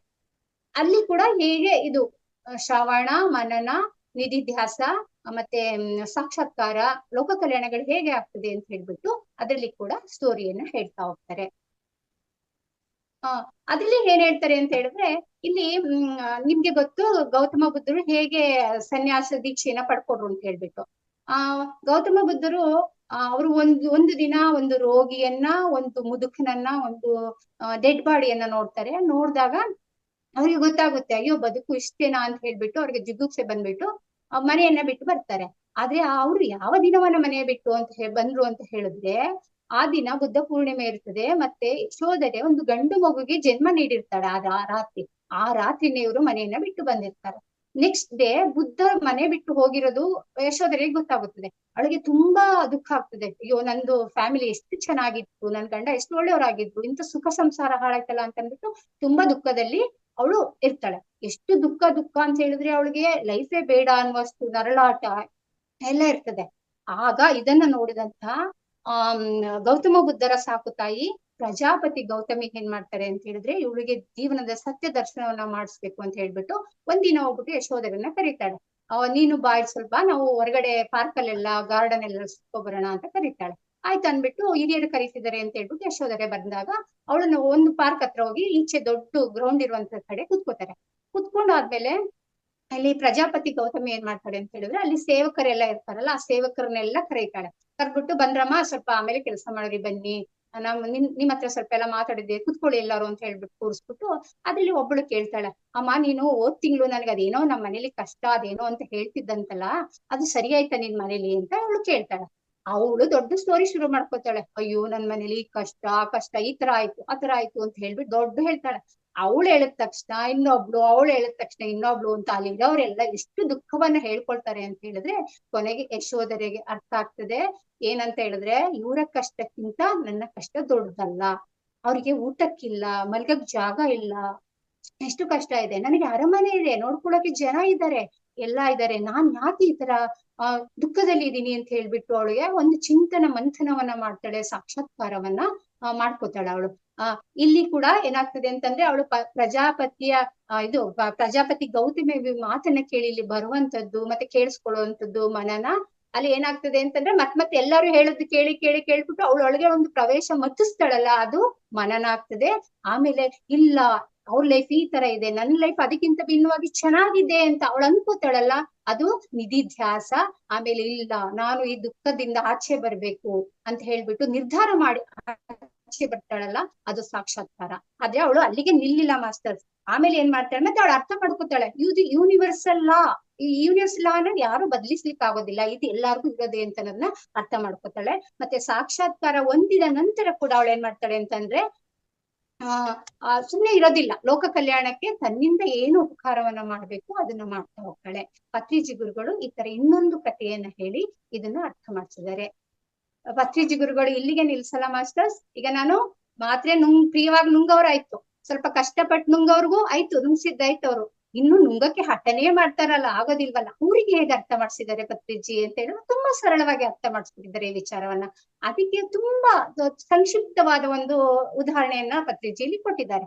ಏನನ್ನ ಕೊಟ್ಟಿದ್ದಾರೆ ಅಂತ ಹೇಳಿದ್ರೆ, ಅವರು ಒಂದು ಗೋಧಿಯನ್ನ ತರೋದು, ಗೋಧಿಯನ್ನ ತಂದ್ಬಿಟ್ಟು ಅದನ್ನ ಹಿಟ್ಟು ಮಾಡ್ಸೋದು, ಹಿಟ್ಟು ಮಾಡ್ಸಾದ್ಮೇಲೆ ಆ ಹಿಟ್ಟಿಂದ ರೊಟ್ಟಿಯನ್ನ ಮಾಡೋದು, ರೊಟ್ಟಿಯನ್ನ ಮಾಡಾದ್ಮೇಲೆ ಆ ರೊಟ್ಟಿಯನ್ನ ತಿನ್ನೋದು, ರೊಟ್ಟಿ ತಿಂದಾದ್ಮೇಲೆ ಆ ರೊಟ್ಟಿ ತಿಂದಾದಾಗ ಹಸಿವು ಏನಾಗ್ತದೆ, ನೀಗುತ್ತೆ.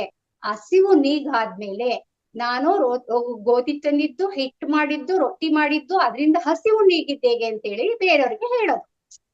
ಇಲ್ಲಿ ಹೇಗೆ ನೋಡಿ ಹೇಳಿದರೆ ಪತ್ರಿಜಿ ಗುರುಗಳು ಅಂತಂದ್ರೆ, ಇಲ್ಲಿ ಗೋಧಿ ಅಂತ ಹೇಳುವಾಗ ಕಿರುಬೆರಳು ಅಂದ್ರೆ ಶ್ರವಣ, ಮತ್ತೆ ಹಿಟ್ಟು ಮಾಡೋ ಪ್ರಕ್ರಿಯೆ ಇದೆಯಲ್ಲ ಅದು ಉಂಗುರದ ಬೆರಳು ಅಂದ್ರೆ ಅದು ಮನನ, ಮತ್ತೆ ರೊಟ್ಟಿಯನ್ನ ಮಾಡುವಂತದ್ದು ಮಧ್ಯದ ಬೆರಳು ಅಂದ್ರೆ ನಿಧಿಧ್ಯಾಸನ.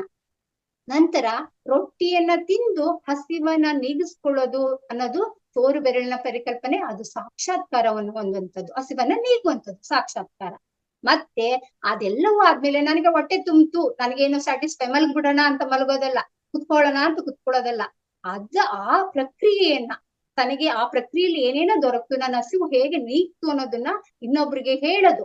ನೀನು ಗೋಧಿ ತಗೋಬಾ, ಅದ್ರಲ್ಲಿ ಹಿಟ್ ಮಾಡು, ರೊಟ್ಟಿ ತಟ್ಟು, ಅದನ್ನ ತಿನ್ನು, ನಿನ್ಗೆ ಹಸಿವು ನೀಗುತ್ತೆ ಅಂತ ಹೇಳುವಂಥದ್ದು, ಅದು ಲೋಕ ಕಲ್ಯಾಣದ ಕಾರ್ಯ. ಈ ತರ ನಮ್ಗೆ ಈ 3 ವಿಷಯವನ್ನ 3 ವರ್ಗದ ಜನರು ಸರಿಯಾಗಿ ಅರ್ಥೈಸ್ಕೊಂಡು ಅಳವಡಿಸ್ಕೋಬೇಕು ಅಂತ ಅನ್ನೋದು ಪತ್ರಿಜಿಯ ಆಶಯವಾಗಿತ್ತು. ಆ ರೀತಿ ವಿವರಿಸ್ಕೊಂಡು ಹೋಗಿದ್ದಾರೆ ಮಾಸ್ಟರ್ಸ್. ಇಲ್ಲಿ ನಾವೇನ್ ಅರ್ಥ ಮಾಡ್ಕೋಬೇಕು ಅಂತ ಹೇಳಿದ್ರೆ ಮಾಸ್ಟರ್ಸ್, ಇಲ್ಲಿ 5 ಬೆರಳೆಗಳ ಪರಿಕಲ್ಪನೆಯ ಮೂಲಕ ಜೀವನದ ಏನ್ ಸತ್ಯಗಳಿದೆ ಆ ಸತ್ಯ ದರ್ಶನವನ್ನ ನಮ್ಗೆ ಮಾಡಿಸಿದ್ದಾರೆ. ಆದ್ರಿಂದ ನಾವೇನ್ ಮಾಡ್ಬೇಕು ಅಂತ ಹೇಳಿದ್ರೆ, ಶ್ರವಣ, ಮನನ, ನಿಧಿಧ್ಯಾಸ, ಸಾಕ್ಷಾತ್ಕಾರವನ್ನ ಹೊಂದೋದ್ರ ಮೂಲಕ ದುಃಖರಾಹಿತ್ಯರಾಗ್ಬೇಕು. ಅಷ್ಟಲ್ಲದೆ ಕೂಡ ನಾವು ಲೋಕ ಕಲ್ಯಾಣವನ್ನ ಕೆಲಸವನ್ನ ಅಂದ್ರೆ ನನಗೆ ದಕ್ಕಿದಂತ ಆನಂದ ನನಗೆ ನಾನು ಹೇಗೆ ಎನ್ಲೈಟೆಡ್ ಆದೆ, ನಾನು ಹೇಗೆ ದುಃಖದಿಂದ ಹೊರಗೆ ಬಂದೆ, ನಾನು ಹೇಗೆ ಕಾಯಿಲೆಯಿಂದ ಹೊರಗೆ ಬಂದೆ ಅಂತದನ್ನ 4 ಜನಕ್ಕೆ ಹೇಳ್ತಾ ಅವರು ಆ ಸ್ಥಿತಿಯ ತಲುಪುವ ಹಾಗೆ ನಾವು ಮಾಡ್ಬೇಕು ಅನ್ನೋದು ಪತ್ರಿಜಿಯ ಆಶಯವಾಗಿತ್ತು ಮಾಸ್ಟರ್ಸ್. ಇದೆಲ್ಲವನ್ನ ನಾನು ಕೂಡ ಮಾಡ್ತೀನಿ, ನೀವೆಲ್ಲರೂ ಆ ಕೆಲಸವನ್ನ ಒಟ್ಟು ಸೇರಿ ಮಾಡೋಣ ಅಂತ ಹೇಳ್ತಾ ಈ ಅವಕಾಶ ಕೊಟ್ಟಿದ್ದಕ್ಕಾಗಿ ನಾನು ಮಹಾತಾರ್ ಫೌಂಡೇಶನ್ಗೆ, ರಂಗನಾಥ ಗುರುಗಳಿಗೆ ಮತ್ತೆ ರೇವತಿ ಮೇಡಮ್ಗೆ, ನಿಮ್ಮೆಲ್ಲರಿಗೂ ನಮಸ್ಕರಿಸ್ತಾ ನನ್ನ ಜ್ಞಾನ ಹಂಚಿಕೆನ ಮುಗಿಸ್ತೀನಿ. Thank you so much. Thank you ma'am, thank you very much. ಬಹಳ ಅದ್ಭುತವಾಗಿ ಹೇಳಿದ್ದೀರಾ, ವಿಷಯನೂ ಅದ್ಭುತವಾಗಿತ್ತು, ಜೊತೆಗೆ ನೀವು ಹೇಳಿದ ರೀತಿ ಸಹ ಬಹಳ ಅದ್ಭುತವಾಗಿ, ಬಹಳ ಸರಳವಾದ ಕನ್ನಡದಲ್ಲಿ ಎಲ್ಲರಿಗೂ ಮನಮುಟ್ಟುವ ಹಾಗೆ ಹೇಳಿದ್ದೀರಾ. 5 ಬೆರಳು ಅಂತ ಹೇಳಿದಾಗ ತಾವಂದ್ರೆ 20 ವಿಧದ ಪರಿಕಲ್ಪನೆಯನ್ನ ನೀಡಿದ್ದಾರೆ ಅಂತ. ಸೊ ಇದರಲ್ಲಿ ಗುರುಗಳು ಒಂದು ಪರಿಕಲ್ಪನೆಯನ್ನ ಹೇಳಿದ್ರು, ಇದು 2ನೆಯ ಪರಿಕಲ್ಪನೆ. ಸೊ ನಮ್ಮ ಶ್ರವಣ, ಮನನ, ಹಾಗೇನೆ ನಾವು ಯಾವ ನಿಧಿ ಜೊತೆಗೆ ಸಾಕ್ಷಾತ್ಕಾರ, ಕೊನೆಯಲ್ಲಿ ನಾವು ಮಾಡತಕ್ಕಂಥ ಲೋಕ ಕಲ್ಯಾಣ, ನಾವು ಇದನ್ನ ಪಡ್ಕೊಳ್ಳೋದು ಮಾತ್ರ ಅಲ್ಲ, ಲೋಕ ಕಲ್ಯಾಣಕ್ಕಾಗಿ ನಾವು ಹೇಗೆ ಕೆಲಸ ಮಾಡಬೇಕು ಅಂತ ಹೇಳತಕ್ಕಂಥ ಒಂದು ಪರಿಕಲ್ಪನೆಯನ್ನ ಬಹಳ ಅದ್ಭುತವಾಗಿ ತಿಳಿಸಿದ್ದೀರಾ. ತುಂಬಾ ಧನ್ಯವಾದಗಳು ಮೇಡಮ್, ಧನ್ಯವಾದಗಳು. ಮಾಸ್ಟರ್ಸ್, ಮೇಡಮ್ ಅವರು ತುಂಬಾ ಚೆನ್ನಾಗಿ ಮಾಹಿತಿಯನ್ನು ನೀಡಿದ್ದಾರೆ. ತಮಗೆ ಏನಾದರೂ ಪ್ರಶ್ನೆ ಉದ್ಭವಿಸಿದಲ್ಲಿ ದಯಮಾಡಿ ಪ್ರಶ್ನೆಯನ್ನ ಕೇಳಲು ಹ್ಯಾಂಡ್ ರೈಸ್ ಅನ್ನ ಮಾಡಿ. ಅದರ ಮೊದಲು ಚಾಟ್ ಬಾಕ್ಸ್ನಲ್ಲಿ ಈಗಾಗಲೇ ನಿನ್ನೆಯ ವಿಡಿಯೋವನ್ನ ಶೇರ್ ಮಾಡಿದ್ದಾರೆ. ಎಲ್ಲರೂ ಸಹ ಆ ಚಾಟ್ ಬಾಕ್ಸ್ ಅನ್ನ ಒತ್ತಿ ಅದನ್ನು ಓಪನ್ ಮಾಡಿ ಅದರಲ್ಲಿರತಕ್ಕಂತಹ ವಿಡಿಯೋವನ್ನ ವೀಕ್ಷಿಸಿ ತಕ್ಷಣ ಅದರಲ್ಲಿ ಲೈಕ್ ಅನ್ನು ಕೊಡಿ.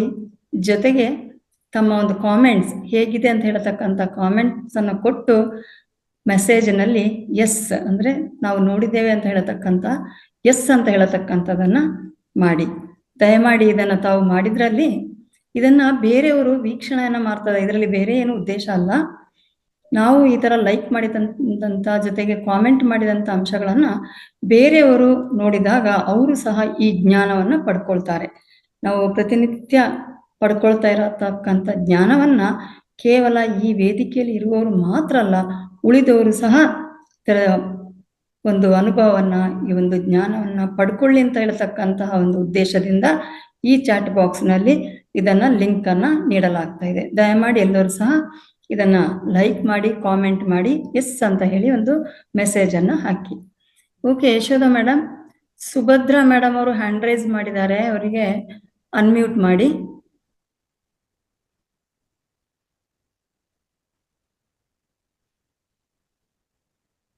ಸುಭದ್ರಾ ಮೇಡಮ್ ಅನ್ಮ್ಯೂಟ್ ಮಾಡ್ಕೊಂಡು, ಹಾ ಓಕೆ ಮಾತಾಡಿ. ನಮಸ್ತೆ ಮೇಡಮ್. ನಮಸ್ತೆ ಗೌರಿ ಮೇಡಮ್ಗೂ ನಮಸ್ಕಾರ. ತುಂಬಾ ಚೆನ್ನಾಗಿ ನಮಸ್ತೆ. ಹೇಳಿದ್ರಿ ಮೇಡಮ್. ಪತ್ರಿಜಿಯವರ 5 ಬೆರಳಿನ ಪರಿಕಲ್ಪನೆಯನ್ನು ಶ್ರವಣ, ಮನನ, ನಿಧಿಧ್ಯಾಸ, ಸಾಕ್ಷಾತ್ಕಾರ ಮತ್ತೆ ಲೋಕ ಕಲ್ಯಾಣ ಇವು ಎಲ್ರೂ ಮಾಡೋಣ ಸೇರಿ ಅಂತ ಹೇಳಿದ್ರಿ. ತುಂಬಾ ಧನ್ಯವಾದಗಳು. ನಾವು ಮಾಡ್ತಾ ಇದ್ವಿ ಮೇಡಮ್. ಆದಷ್ಟು ಧನ್ಯವಾದಗಳು ಮೇಡಮ್. ಧನ್ಯವಾದಗಳು. ಅವಕಾಶ ಕೊಟ್ಟಿದ್ದಕ್ಕಾಗಿ ಧನ್ಯವಾದಗಳು madam. Thank you madam. Thank you so much. Thank you madam. Sharada Patil ಅವರು ನಮಸ್ತೆ ಮೇಡಮ್. ಮಾತಾಡಿ ಮ್ಯಾಮ್. ನಮಸ್ತೆ. ನಮಸ್ತೆ ಗೌರಿ ಮೇಡಮ್. ನಮಸ್ತೆ ಮೇಡಮ್. ಅದೇ ಕೇಳಿಸ್ಕೊಳ್ಳೋದು, ಇದನ್ನೇ ಫಸ್ಟ್ ನಾನು ಧ್ಯಾನಕ್ಕೆ ಬಂದು ಸತ್ಸಂಗ ಅಂತ ಮಾಡ್ಬೇಕಾರೆ ಕೇಳಿಸ್ಕೊಳ್ಬೇಕಾರೆ ನನ್ನ ಮನಸ್ಥಿತಿ ಹೆಂಗಿರ್ತಿತ್ತು ಅಂದ್ರೆ, ಹೇಳ್ತಿದ್ದಾರೆ ಸುಮ್ನೆ ಕೇಳಿಸ್ಕೊಳ್ಳೋಣ, ಅದನ್ನ ಅರ್ಥ ಮಾಡ್ಕೊಳ್ಳೋಣ ಅನ್ನೋ ಮನಸ್ಥಿತಿ ಇರ್ಲಿಲ್ಲ ಮೇಡಮ್.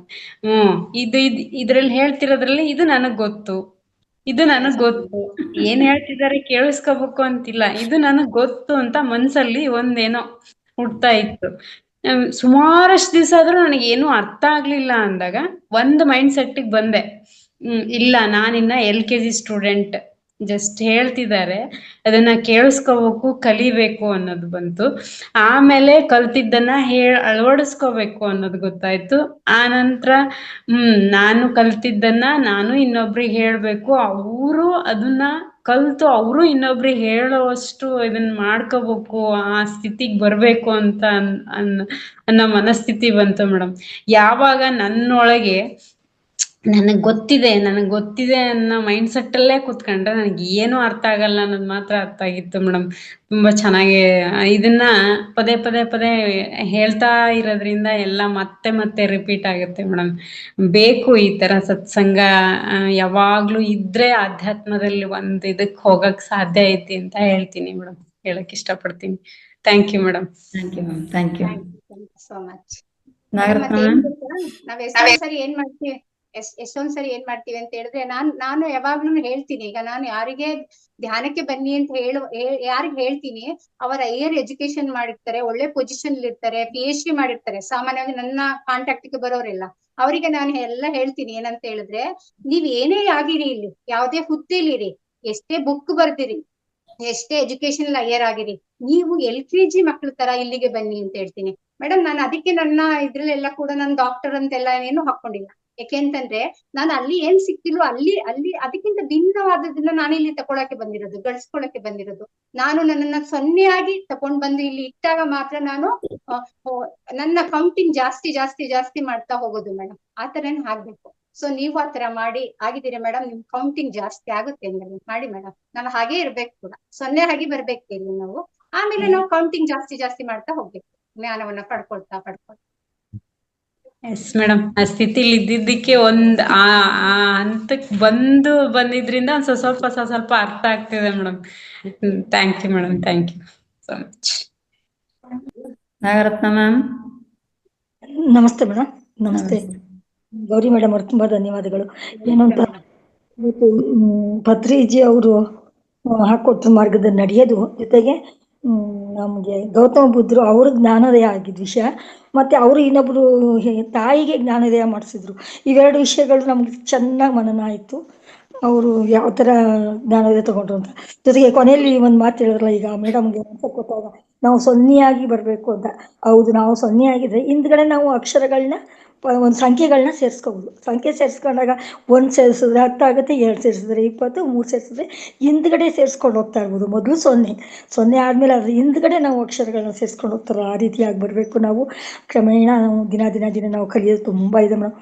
ನಾವು ಒಂದು ಸಜ್ಜನ ಸಾಂಗತ್ಯದಲ್ಲಿ ಇದೀವಲ್ಲ, ನಾವು 0 ಆಗಿ ಬಂದು ಇವಾಗ ಅದಕ್ಕೆ ಹಿಂದ್ಗಡೆ ನಾವು ಎಷ್ಟು ಸಂಖ್ಯೆಗಳನ್ನ ಸೇರಿಸ್ಕೊತೀವಿ ಅನ್ನೋದ್ರ ಮೇಲೆ ಡಿಪೆಂಡ್. ಯಾಕೆಂದರೆ ನಾವು ನಿಧಾನಕ್ಕೆ ನಿಧಾನಕ್ಕೆ ಸೇರಿಸ್ಕೊಂಡು ಹೋಗ್ತಾ ಇರಬೇಕು. ತುಂಬ ಚೆನ್ನಾಗಿ ಮನನ ಮಾಡಿಕೊಟ್ರು ಮೇಡಮ್. ಧನ್ಯವಾದ madam. Okay, thank you ma'am. Geetha ma'am. Yes ma'am, ನಮಸ್ತೆ ಗೌರಿ ಮ್ಯಾಮ್. ಅದ್ಭುತವಾಗಿತ್ತು ಪತ್ರಿಜಿಯವರ 5 ಬೆರಳುಗಳ ಪರಿಕಲ್ಪನೆ ಅಂತಂದೇಳಿ. ಬೇರೆ ಬೇರೆ ವೇದಿಕೆಯಲ್ಲಿ ತುಂಬಾ ವಿಭಿನ್ನವಾಗಿ ಕೇಳಿದ್ರು, ಇಲ್ಲಿ ಸಹ ಏನೋ ಒಂದು ಹೊಸದು ಅಂತಂದೇಳಿ ಇನ್ನೂ ಕೇಳ್ಬೇಕಾಗಿತ್ತಲ್ಲ ಅಂತಂದೇಳಿ ತುಂಬಾ ಚೆನ್ನಾಗಿ ತಿಳಿಸ್ಕೊಟ್ರಿ ನೀವು ಇವತ್ತು ಪತ್ರಿಜಿಯವರ 5 ಬೆರಳುಗಳ ಪರಿಕಲ್ಪನೆ ಅಂತೇಳಿ. ಧನ್ಯವಾದಗಳು ಮ್ಯಾಮ್. ಮಾಸ್ಟರ್ಸ್, ಒಂದು ಅನೌನ್ಸ್ಮೆಂಟ್ ಇತ್ತು. ಮಧ್ಯಾಹ್ನ 3 ರಿಂದ 4:30 ತನಕ ನಡೆಯುವಂತ ಕಾರ್ಯಕ್ರಮದಲ್ಲಿ ಮೀನಾ ಕಾಕುಬಾಳ್ ಮೇಡಮ್ ಅವರು ನಿನ್ನೆ ಸ್ತ್ರೀ ತತ್ವದ ಭಾಗ 1 ಇವತ್ತು ಅಂದ್ರೆ 2ನೇ ತಾರೀಕು, ಇವತ್ತು ಮಂಗಳವಾರ ಸ್ತ್ರೀ ತತ್ವದ ಭಾಗ 2 ಅಂತೇಳಿ, ಮತ್ತೆ ನಾಳೆನೆಗೆ 3 ಅಂತಂದೇಳಿ ಸ್ತ್ರೀ ತತ್ವದ ಭಾಗ 3 ಅಂತೇಳಿ ಅದ್ಭುತವಾಗಿ ಒಂದು ಸ್ತ್ರೀ ತತ್ವ ಮತ್ತೆ ಪುರುಷ ತತ್ವ ನಮ್ಮಲ್ಲೇ ಇರುತ್ತೆ, ಅದನ್ನ ಯಾವ ರೀತಿ ನಾವು ಗುರ್ತಿಸ್ಕೋಬೇಕು ಅಂತೇಳಿ ತುಂಬಾ ಚೆನ್ನಾಗಿ ವೇದಿಕೆಯಲ್ಲಿ ಅವರು ತಿಳಿಸ್ಕೊಡ್ಲಿಕ್ಕೆ ವೇದಿಕೆಗೆ ಬರ್ತಿದ್ದಾರೆ. ಹಂಗಾಗಿ ಎಲ್ಲರೂ ನಾಳೆ ತುಂಬಾ ಅತಿ ಹೆಚ್ಚಿನ ಜನಗಳಲ್ಲಿ ಭಾಗಿಯಾಗಬೇಕು ಮಾಸ್ಟರ್ಸ್ ನೀವು. ಯಾಕೆಂದ್ರೆ ನಾಳಿನಗೆ ಗರ್ಭ ಯಾವ ರೀತಿ ಒಂದು ಜಾಗೃತಿಯನ್ನು ಮಾಡ್ಕೋಬೇಕು ಅದ್ರ ಬಗ್ಗೆ ಏನು ಹೆಚ್ಚಿನ ಮಾಹಿತಿಯನ್ನು ಕೊಡ್ಲಿದ್ದಾರೆ. ಹಾಗಾಗಿ ಒಂದು ಅನೌನ್ಸ್ಮೆಂಟ್ ಮಾಡ್ಲಿಕ್ಕೋಸ್ಕರ ಹ್ಯಾಂಡ್ ರೈಸ್ ಮಾಡಿದೆ. ಮತ್ತೆ ಗೌರಿ ಮ್ಯಾಮ್ಗೂ ಅದ್ಭುತವಾದ ವಿಷಯನ ಮಂಡನೆ ಮಾಡಿದ್ದಾರೆ, ಅವ್ರಿಗೂ ಒಂದು ಕೃತಜ್ಞತೆ. Thank you so much ma'am. Revathi ma'am, ನನಗೆ ಅವಕಾಶಕ್ಕಾಗಿ thank you ma'am. Nanda ma'am. ನಮಸ್ತೆ ಮೇಡಮ್. ನಮಸ್ತೆ ಗೌರಿ ಮೇಡಮ್. ನಮಸ್ತೆ ಮಾಸ್ಟರ್ಸ್. ಮೇಡಮ್, 5 ಬೆರಳುಗಳ ಪರಿಕಲ್ಪನೆ ಪತ್ರಿಜಿಯವ್ರದ್ದು ತುಂಬಾ ಅದ್ಭುತವಾಗಿತ್ತು. ನಾ PMC ಯಲ್ಲಿ ನೋಡಿದಾಗ ನಾನು ನೋಡಿದ್ದು ಶರೀರ, ಮನಸ್ಸು, ಮತ್ತೆ ಬುದ್ಧಿ, ಆತ್ಮ, ಪರಮಾತ್ಮ ಇದ್ರದ್ದು ಕಾನ್ಸೆಪ್ಟ್ ಇತ್ತು. ಇನ್ನೊಂದು, ನಾವು ಧ್ಯಾನಕ್ಕೆ ಕೂಡ್ಬೇಕಾದ್ರೆ ಕೂತ್ಕೊಳ್ಳೋದು, ಕೈಗಳ ಕ್ರಾಸ್ ಮಾಡ್ಕೋದು, ಕಾಲ್ ಕ್ರಾಸ್ ಮಾಡ್ಕೊಳ್ಳೋದು, ಕಣ್ ಮುಚ್ಚೋದು, ಮತ್ತೆ ನನ್ನ ಉಸಿರಿನ ಕಡೆ ಗಮನ. ಇದು 5 ಬೆರಳಿದ್ದು ಕಾನ್ಸೆಪ್ಟ್ ನಾನು ಹಂಗ ನೋಡಿದ್ದೆ. ಮೇಡಮ್ ಅವ್ರದ್ದು ತುಂಬಾ ಅದ್ಭುತವಾಗಿತ್ತು ಮೇಡಮ್. ಇಲ್ಲಿ ತಾವು ಹೇಳಿದ್ದು ತುಂಬಾ ಚೆನ್ನಾಗಿತ್ತು. Thank you madam. ಅಂದ್ರೆ ಬೇರೆ ಬೇರೆ ಒಂದೊಂದು ಚಾನಲ್ ನೋಡಿದಾಗ ಬೇರೆ ಬೇರೆ ಅರ್ಥ ಆಗುತ್ತೆ ನಮ್ಮದನ್ನ ಅನ್ನೋದು ಇಲ್ಲಿ ಅರ್ಥ ಆಯ್ತು. Thank you madam. Thank you so much. ಅದಕ್ಕೆ ಮೇಡಮ್ ಅವರು ಬಿಗಿನಿಂಗ್ ನಲ್ಲೇ ಹೇಳಿದ್ರು 20 ವಿಧದ ಪರಿಕಲ್ಪನೆಯನ್ನ ಕೊಟ್ಟಿದ್ದಾರೆ ಅಂತ. Thank you ma'am. Thank you Nanda ma'am. Umadevi ma'am. ನಮಸ್ತೆ ರೇವತಿ ಮೇಡಮ್. ನಮಸ್ತೆ. ನಮಸ್ತೆ ಗೌರಿ ಮೇಡಮ್. ಪತ್ರಿಜಿಯವರ 5 ಬೆರಳುಗಳ ಪರಿಕಲ್ಪನೆ ಬಗ್ಗೆ ತುಂಬಾ ಚೆನ್ನಾಗಿ ಹೇಳಿದ್ರಿ. ಅದು ಕತೆ ರೂಪದಲ್ಲೂ ನೀಟಾಗಿ ಅರ್ಥ ಆಗೋ ರೀತಿ ಆ ಗೋಧಿ ಅನ್ನೋದನ್ನ ತಗೊಂಡು ಎಷ್ಟು ಚೆನ್ನಾಗಿ ಅದೆಲ್ಲ 5 ಪರಿಕಲ್ಪನೆ ಚೆನ್ನಾಗಿ ಹೇಳಿದ್ರಿ. ಮತ್ತೆ ಯಶೋದೆ ಹೆಂಡತಿ ದುಃಖ ಪಟ್ಟಾಗ ಅದನ್ನು ಪರಿಕಲ್ಪನೆ ಚೆನ್ನಾಗಿ ಹೇಳಿದ್ರಿ ಮೇಡಮ್. ಅದು ಉದಾಹರಣೆ ಸಮೇತ ಅದು ಬೇಗ ಮನನ ಆಗುತ್ತೆ ನಮಗೆ. ಉದಾಹರಣೆ ಮೂಲಕ ಕತೆ ಮೂಲಕ ಹೇಳಿದಾಗ ನಮಗೆ ನೀಟಾಗಿ ಅರ್ಥ ಆಗುತ್ತೆ. ಪತ್ರಿಜರು ಯಾಕೆ ಹೇಳಿರೋದು ಮೇಡಮ್, ಹಿಂಗೆ ಈ ಕಥೆನ ಪತ್ರಿಜಿನೇ ಹೇಳಿರೋದು. ಅದೇ ಅವರೇ ಹೇಳಿರೋದು. ಅದು ಎಷ್ಟು ನೀಟಾಗಿ ಅರ್ಥ ಆಗುತ್ತೆ, ಪರಿಕಲ್ಪನೆ ಎಷ್ಟು ನೀಟಾಗಿ ಅರ್ಥ ಆಗುತ್ತೆ ಅದ್ರ ಮೂಲಕ ಅಲ್ವಾ ಮೇಡಮ್. ಪತ್ರಿಜಿ ಯಾಕೆ ಬೆರಳುಗಳ ಮೂಲಕನೇ ಬೇಗ ಅರ್ಥ ಆಗುತ್ತೆ ಅಂತ ಆತರ ಅದು ಏನಕ್ಕೋಸ್ಕರ ಅದು ನಮಗೆ ಹೇಗೆ ಅನ್ನಿಸ್ತು ಗೊತ್ತಾ ಮೇಡಮ್, ಯಾಕೆ ಬೆರಳುಗಳ ಮೂಲಕ ಹೇಳಿದ್ದಾರೆ ಅಂತ ಹೇಳಿದಾಗ ಬೇಗ ಅರ್ಥ ಆಗುತ್ತೆ ಅಂತ ಒಂದು. ಮತ್ತೆ ನಮ್ಮ ಬೆರಳುಗಳ ಮೂಲಕನೇ ಹೇಳಿದಾಗ ನಾವು ಯಾವಾಗ್ಲೂ ಕೂಡ ಅದ್ರ ಹತ್ರನೇ ಇರ್ತೀವಿ, ಅದ್ರ ಜೊತೆನೆ ಬದುಕ್ತಿರ್ತೀವಿ. ಸೊ ಆ ವಿಷಯಗಳು ಸದಾ ನಮ್ ಜೊತೆ ನಮ್ ಗಮನದಲ್ಲೇ ಇರ್ಬೇಕು ಅನ್ನೋದು ಅವ್ರ ಉದ್ದೇಶ ಆಗಿತ್ತು ಅನ್ನೋದು ನನ್ನ ಅಭಿಪ್ರಾಯ. ಸೊ ಅದಕ್ಕೆ ಬೆರಳುಗಳ ಪರಿಕಲ್ಪನೆಯಲ್ಲಿ ಹೇಳಿದ್ದಾರೆ ಅಂತ. ನಾನು ಹಂಗೆ ಅನ್ಕೊಂಡೆ, ಅದಕ್ಕೆ ಹೇಳಿದಾರೇನೋ ಅಂತ. ಅದು ಸ್ವಲ್ಪ ಸರಳವಾಗಿ ಅರ್ಥ ಆಗುತ್ತೆ ಅದು ಆತರ ಹೇಳಿದಾಗಲ್ಲ ಮೇಡಮ್. ತುಂಬಾ ಚೆನ್ನಾಗಿ ಹೇಳಿದ್ರಿ ಮೇಡಮ್. ನಾನೆಲ್ಲ ಬರ್ಕೊಂಡಿದ್ದೀನಿ, ಇನ್ನೊಂದ್ಸರಿ ಎಲ್ಲ ಮತ್ತೆ ಮನನ ಮಾಡ್ಕೊಂತೀನಿ. ನೀವ್ ಹೇಳ್ಬೇಕಾರೆ ಎಲ್ಲ ಬರ್ಕೊಂಡಿದ್ದೀನಿ, ಮತ್ತೆ ಮನನ ಮಾಡ್ತೀನಿ ಮೇಡಮ್. ತುಂಬಾ ಚೆನ್ನಾಗಿ ಹೇಳಿದ್ರಿ ಮೇಡಮ್. Thank you. ಮ್ಯಾಮ್. ಮತ್ತೆ ಯಾರಾದ್ರೂ ಮಾತಾಡೋರಿದ್ರೆ? ಯಶೋಧ ಮೇಡಮ್. ಯಾರು ಹ್ಯಾಂಡ್ ರೈಸ್ ಇಲ್ಲ ಅಂದ್ರೆ ಸಂದೀಪ್ ಸರ್ಗೆ ಓಕೆ ಮಾತಾಡಿ ಸರ್. ಕೂಡ ಮ್ಯೂಟ್ ಆಯ್ತು ಪೂರ್ಣ. ಮಾಡ್ಕೊಳ್ಳಿ ಸರ್. ಅನ್ಮ್ಯೂಟ್ ಮಾಡ್ಕೊಳ್ಳಿ ಸಂದೀಪ್ ಸರ್. ನಮಸ್ತೆ ಮೇಡಮ್. ನಮಸ್ತೆ. ನಮಸ್ತೆ ಗೌರಿ ಮೇಡಮ್. ನಮಸ್ಕಾರ ಸರ್. ನಮಸ್ಕಾರ. ಚೆನ್ನಾಗಿ ಹೇಳಿದ್ರಿ ಪಾಠ, ಚೆನ್ನಾಗಿ ಹೇಳಿದ್ರಿ. ಇವತ್ತು ಚೆನ್ನಾಗಿತ್ತು ಕ್ಲಾಸು. ಬೆರಳುಗಳಿಗೆ ಯಾಕೆ ಹೇಳಿದ್ರು ಪತ್ರಿಜಿ ಅಂದ್ರೆ ನನಗೊಂದ್ ಥಾಟ್ ಬಂತು. Yes sir. ಯಾಕಂದ್ರೆ ಬೆರಳೆಲ್ಲ ಬೇರೆಯವ್ರಿಗೆ ತೋರಿಸ್ತಿತ್ತು ನಾವು. ಅಟ್ಲೀಸ್ಟ್ ನಮ್ಗಾದ್ರೂ ತೋರ್ಸ್ಕೊಳ್ಳಿ ಅಂತೇಳಿ ಹೇಳಿರ್ಬೋದು.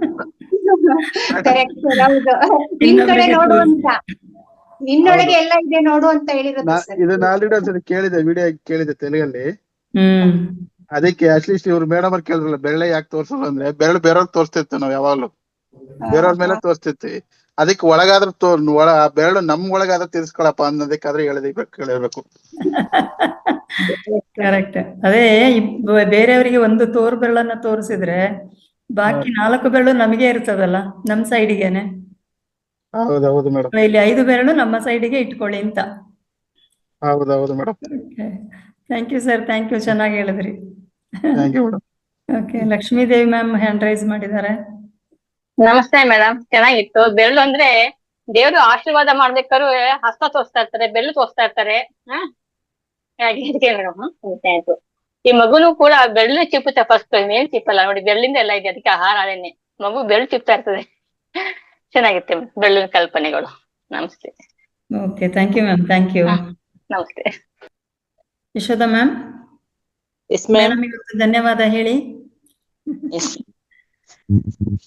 ಗೌರಿ ಮೇಡಮ್ ನಮಸ್ತೆ. 5 ಬೆರಳು ಸೇರಿ ಒಂದು ಮುಷ್ಟಿ ಆಯ್ತು ಅಂತ ಹೇಳ್ಬಿಟ್ಟು ತುಂಬಾ ಚೆನ್ನಾಗಿತ್ತು ಮೇಡಮ್. ಅಂದ್ರೆ ಪತ್ರಿಜಿ ಅವರ 5 ಬೆರಳುಗಳ ಪರಿಕಲ್ಪನೆ ಬಗ್ಗೆ ತುಂಬಾ ಚೆನ್ನಾಗಿ ಹೇಳ್ಕೊಟ್ಟಿದ್ದೀರಾ ಮೇಡಮ್. ಧನ್ಯವಾದಗಳು. ಧನ್ಯವಾದ. ಸೊ ಓಕೆ ಗೌರಿ ಮ್ಯಾಮ್, ತುಂಬಾ ಚೆನ್ನಾಗಿ ಎಲ್ರಿಗೂ ಅರ್ಥ ಆಗೋವರೆಗೆ ಹೇಳಿದ್ರಿ. ಮುಂದೇನು ನಮ್ಮ ವೇದಿಕೆಯಲ್ಲಿ ಸಾಕಷ್ಟು ಅಂಶಗಳನ್ನ ಹಂಚ್ಕೋಬೇಕು, ಮತ್ತೆ ಬರಬೇಕು ಅಂತ ಹೇಳತಕ್ಕಂಥ ವಿನಂತಿಯನ್ನ ಮಾಡ್ತಾ ಈ ವೇದಿಕೆಯ ಪರವಾಗಿ ಹಾಗೂ ನನ್ನ ವೈಯಕ್ತಿಕವಾಗಿ ತಮಗೆ ಧನ್ಯವಾದವನ್ನ ಹೇಳ್ತಾ ಇದ್ದೇನೆ. ಮಾಸ್ಟರ್ಸ್, ಎಲ್ಲರೂ ಧ್ಯಾನಸ್ಥರಾಗತಕ್ಕಂತ ಸಮಯ, ಎಲ್ಲರೂ ಸಹ ಧ್ಯಾನಸ್ಥರಾಗೋಣ. ಈಗಾಗಲೇ ಧ್ಯಾನಕ್ಕೆ ಕುಳಿತು ಅನುಭವ ಇರುವವರು ಧ್ಯಾನಕ್ಕೆ ಸಿದ್ಧರಾಗಿ ಕೂತ್ಕೊಳ್ಳಿ. ಎಲ್ಲರೂ ಸಹ 1 ಲೋಟ ನೀರನ್ನ ಸೇವಿಸಿ, ಇನ್ನೊಂದು ಲೋಟ ನೀರನ್ನ ತಮ್ಮ ಪಕ್ಕದಲ್ಲಿ ಇಟ್ಟುಕೊಂಡು ಧ್ಯಾನದ ನಂತರ ಆ ನೀರನ್ನ ಸೇವಿಸಿ. ಎಲ್ಲ ಕನ್ನಡಕ ಧರಿಸಿರತಕ್ಕಂತ ಪ್ರತಿಯೊಬ್ರು ಸಹ ತಮ್ಮ ಕನ್ನಡಕವನ್ನ ಪಕ್ಕದಲ್ಲಿ ಇಟ್ಕೊಳ್ಳಿ. ಧ್ಯಾನದ ನಂತರ ಕನ್ನಡಕವನ್ನ ಧರಿಸ್ಕೊಳ್ಳಿ. ಎಲ್ಲರೂ ಸಹ ತಮ್ಮ ಬೆನ್ನು ಮೂಳೆ ಅಥವಾ ನಮ್ಮ ಸ್ಪೈನಲ್ ಕಾರ್ಡ್ ಇದೆಯಲ್ಲ, ಅದನ್ನ ನೆಟ್ಟಗೆ ಇಟ್ಕೊಂಡು ಕೂತ್ಕೊಳ್ಳಿ. ಮಂಚ ಅಥವಾ ಕುರ್ಚಿ ಅಥವಾ ಸೋಫಾದಲ್ಲಿ ಕೂತವರು ಅಂದ್ರೆ ತಮ್ಮ ಕಾಲುಗಳನ್ನ ಇಳಿಬಿಟ್ಟು ಕೂತ್ಕೊಂಡಿರೋರು ತಮ್ಮ ಕಾಲುಗಳನ್ನ ಈ ರೀತಿಯಾಗಿ ಲಾಕ್ ಮಾಡ್ಕೊಳ್ಳಿ. ಹಾಗೆ ಎಲ್ಲರೂ ಸಹ ಕೆಳಗೆ ಕೂತಿರುವವರು, ಸುಖಾಸನದಲ್ಲಿ ಕೂತಿರುವವರು, ಜೊತೆಗೆ ಮೇಲೆ ಕೂತಿರುವವರು ಸಹ ತಮ್ಮ ಕೈಗಳನ್ನ ಲಾಕ್ ಮಾಡ್ಕೊಳ್ಳಿ. ಈ ಸ್ತ್ರೀಯರಿದ್ದಂಥ ಪಕ್ಷದಲ್ಲಿ ತಮ್ಮ ಬಲಗೈಯ ಹೆಬ್ಬೆಟ್ಟಿನ ಮೇಲೆ ಎಡಗೈಯನ್ನು ಇಟ್ಟು ಲಾಕ್ ಮಾಡಿ ಕೂತ್ಕೊಳ್ಳಿ. ಹಾಗೇನೆ ಪುರುಷರು ತಮ್ಮ ಎಡ ಕೈಯ ಹೆಬ್ಬೆಟ್ಟಿನ ಮೇಲೆ ಬಲ ಕೈಯ ಹೆಬ್ಬೆಟ್ಟನ್ನಿಟ್ಟು ಲಾಕ್ ಮಾಡಿಕೊಂಡು ತಮ್ಮ ಹೊಟ್ಟೆಯ ಕೆಳಗೆ ತೊಡೆಯ ಮೇಲೆ ಇಟ್ಟುಕೊಂಡು ಕೂತ್ಕೊಳ್ಳಿ. ಈ ಧ್ಯಾನಕ್ಕೆ ನಾವು ಮೃದುವಾಗಿ ನಮ್ಮ ಕಣ್ಣುಗಳನ್ನ ಮುಚ್ಚಿಕೊಳ್ಳೋಣ. ಯಾವುದೇ ಬಿಗಿತ ಬೇಡ. ಹಾಗೇನೆ ಶರೀರದಲ್ಲಿ ಸಹ ಯಾವುದೇ ಬಿಗಿತ ಬೇಡ. ಮನಸ್ಸಿನಲ್ಲಿ ಯಾವುದೇ ಆಲೋಚನೆ ಅಥವಾ ಗೊಂದಲ, ದ್ವಂದ್ವ ಯಾವುದೂ ಇಲ್ಲದ ಹಾಗೆ ನಿರಾಳವಾಗಿ ಕೂತ್ಕೊಳ್ಳೋಣ. ನಾವು ಮಾಡತಕ್ಕಂಥ ಈ ಧ್ಯಾನಕ್ಕೆ ಆನ ಪಾನ ಸತಿ ಧ್ಯಾನ ಎಂದು ಕರೆಯಲಾಗುತ್ತೆ. ಆನ ಅಂದರೆ ನಾವು ತೆಗೆದುಕೊಳ್ಳಕ್ಕಂಥ ಉಸಿರು, ಒಳಗೆ ತೆಗೆದುಕೊಳ್ಳತಕ್ಕಂಥ ಉಸಿರು. ಅಪಾನ ಅಂದರೆ ನಾವು ಬಿಡತಕ್ಕಂತಹ ಉಸಿರು. ಈ ಎರಡೂ ಸಹ ಪ್ರಕ್ರಿಯೆಯನ್ನ ನಾವು ಗಮನಿಸಿ ಬರತಕ್ಕಂತಹ ನಮ್ಮ ಉಸಿರಿನ ಒಂದು ಗಮನ ಇದೆಯಲ್ಲ, ಇದನ್ನು ಗಮನಿಸಿದಾಗ ಆಗತಕ್ಕಂತಹ ಒಂದು ಮಿಲನವೇ ಸತಿ ಧ್ಯಾನ. ಈ ಸತಿ ಧ್ಯಾನ ಅಂತ ಹೇಳತಕ್ಕಂಥದ್ದು ನಾವು ಎಲ್ಲರೂ ಸಹ ಅನುಭವಿಸಿ ಅದರ ಒಂದು ಪ್ರಾಣ ಶಕ್ತಿಯನ್ನು ನಾವು ಪಡ್ಕೊಂಡು ನಾವು ಎಲ್ಲರೂ ಸಹ ಧ್ಯಾನಸ್ಥರಾಗಿ ನಮ್ಮ ಮನಸ್ಸನ್ನ ತಟಸ್ಥವಾಗಿ ನಿರಾಳವಾಗಿ, ಜೊತೆಗೆ ನಮ್ಮ ಇಡೀ ಶರೀರದಲ್ಲಿ ಶಕ್ತಿ, ಪ್ರಾಣ ಶಕ್ತಿಯನ್ನ ತುಂಬಿಕೊಂಡು ನಮ್ಮ ಒಂದು ಆರೋಗ್ಯಕರ ಜೊತೆಗೆ ಮನಃಶಾಂತಿಯ ಒಂದು ಜೀವನವನ್ನ ನಡೆಸಲಿಕ್ಕೆ ಅವಕಾಶ ಮಾಡತಕ್ಕಂಥದ್ದು. ಆದ್ದರಿಂದ ಮನಸ್ಸಿನಲ್ಲಿ ಯಾವುದೇ ಜಪ ತಪ ದೇವರ ಶ್ಲೋಕ ಭಜನೆ ಯಾವುದು ಸಹ ಬೇಡ. ಕೇವಲ ನಾವು ಮಾಡತಕ್ಕಂಥ ಕ್ರಿಯೆ, ನಾವು ಉಸಿರಾಡತಕ್ಕಂಥ ಉಸಿರನ್ನ ನಾವು ಗಮನಿಸತಕ್ಕದ್ದು ಮಾತ್ರ. ಈ ಧ್ಯಾನವನ್ನ ನಾವು 40 ನಿಮಿಷಗಳವರೆಗೆ ಮಾಡೋಣ. ಇದರಲ್ಲಿ 30 ನಿಮಿಷ ನಾವು ಸಂಗೀತದೊಂದಿಗೆ ಧ್ಯಾನವನ್ನ ಮಾಡೋಣ. ತದನಂತರ ನಾವು 10 ನಿಮಿಷಗಳ ಕಾಲ ಶೂನ್ಯ ಧ್ಯಾನವನ್ನ ಮಾಡೋಣ. ಎಲ್ಲರೂ ಧ್ಯಾನಸ್ಥರಾಗಿ ತಾವು ಎಲ್ಲರೂ ಸಹ ಕೆಲವರು ಧ್ಯಾನದ ನಂತರ ಹಾಗೆ ಮುಂದುವರಿಸಬಹುದು, ಅಥವಾ ಹೇಳಬೇಕಾದವರು ಕಣ್ಣನ್ನ ಬಿಡ್ಲಿಕ್ಕೆ ಹೇಳಿದಾಗ ಕಣ್ಣನ್ನ ಬಿಟ್ಟು ತಮ್ಮ ಕೆಲಸವನ್ನ ಮಾಡಬಹುದು. ಎಲ್ಲರೂ ಸಹ ತಾವು ಲೈಟನ್ನು ಆಫ್ ಮಾಡಿಕೊಂಡು ಕತ್ತಲೆಯಲ್ಲಿ ಧ್ಯಾನವನ್ನ ಮಾಡಿ.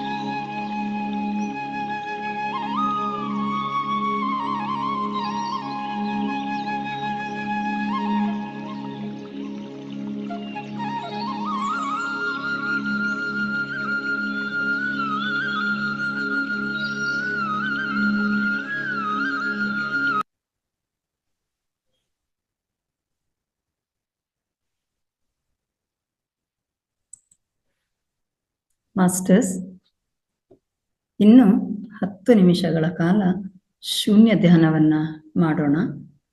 ಯಾರು ಸಹ ಕಣ್ಣು ತೆರೆಯಬೇಡಿ. ತಮ್ಮ ಗಮನ ಕೇವಲ ಉಸಿರಾಟದ ಮೇಲೆ ಇರಲಿ.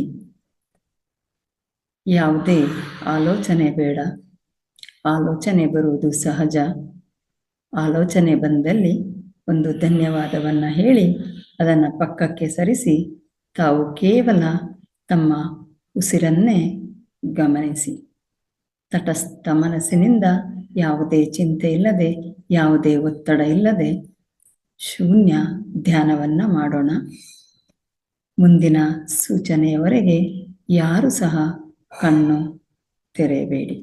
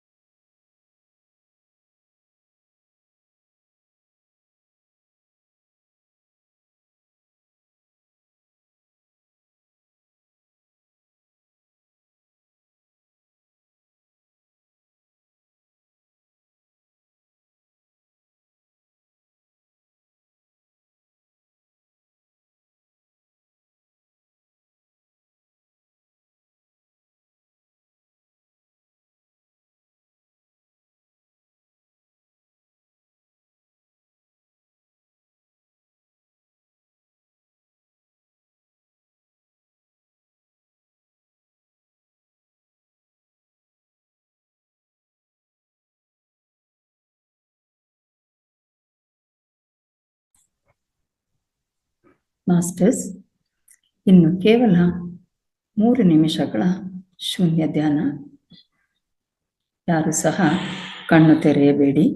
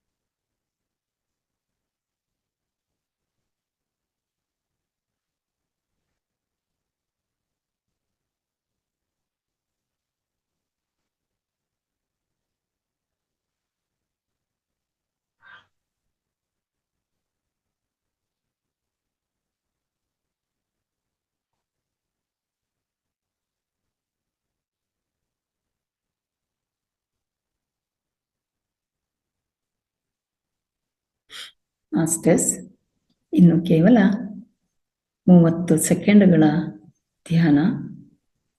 ಎಲ್ಲರೂ ಸಹ ಧ್ಯಾನದಿಂದ ದೇಹ ಎಚ್ಚರಿಕೆಗೆ ಬನ್ನಿ. ಎಲ್ಲರೂ ಸಹ ಧ್ಯಾನದಿಂದ ದೇಹ ಎಚ್ಚರಿಕೆಗೆ ಬನ್ನಿ. ಯಾರು ಕಣ್ಣು ತೆರೆಯಬೇಡಿ.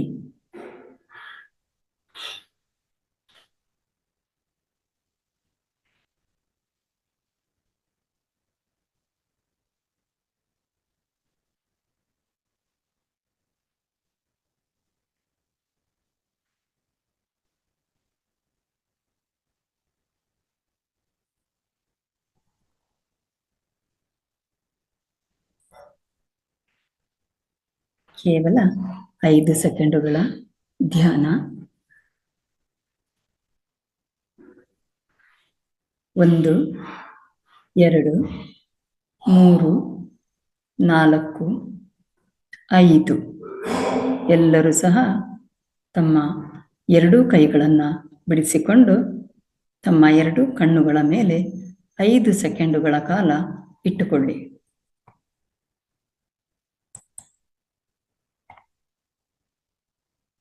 1, 2, 3, 4, 5. ನಿಧಾನವಾಗಿ ತಮ್ಮ 2 ಕೈಗಳನ್ನು ಬಿಡಿಸಿಕೊಂಡು ತಮ್ಮ 2 ಕಣ್ಣುಗಳಿಂದ ತಮ್ಮ ಹಸ್ತವನ್ನು ನೋಡುತ್ತಾ 2 ಕಣ್ಣುಗಳನ್ನು ತೆರೆಯಿರಿ.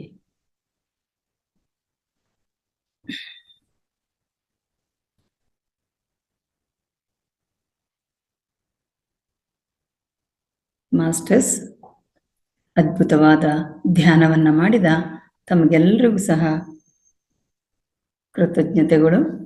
ಹಾಗೆಯೇ ಈ ಒಂದು ಧ್ಯಾನಕ್ಕೆ ಸಹಕರಿಸಿದ ನಮ್ಮ ಪ್ರಕೃತಿ ಮಾತೆಗೆ ಜೊತೆಗೆ ನಮ್ಮ ಶರೀರಕ್ಕೆ ಚಪ್ಪಾಳೆಯೊಂದಿಗೆ ಕೃತಜ್ಞತೆಯನ್ನು ಸಲ್ಲಿಸೋಣ.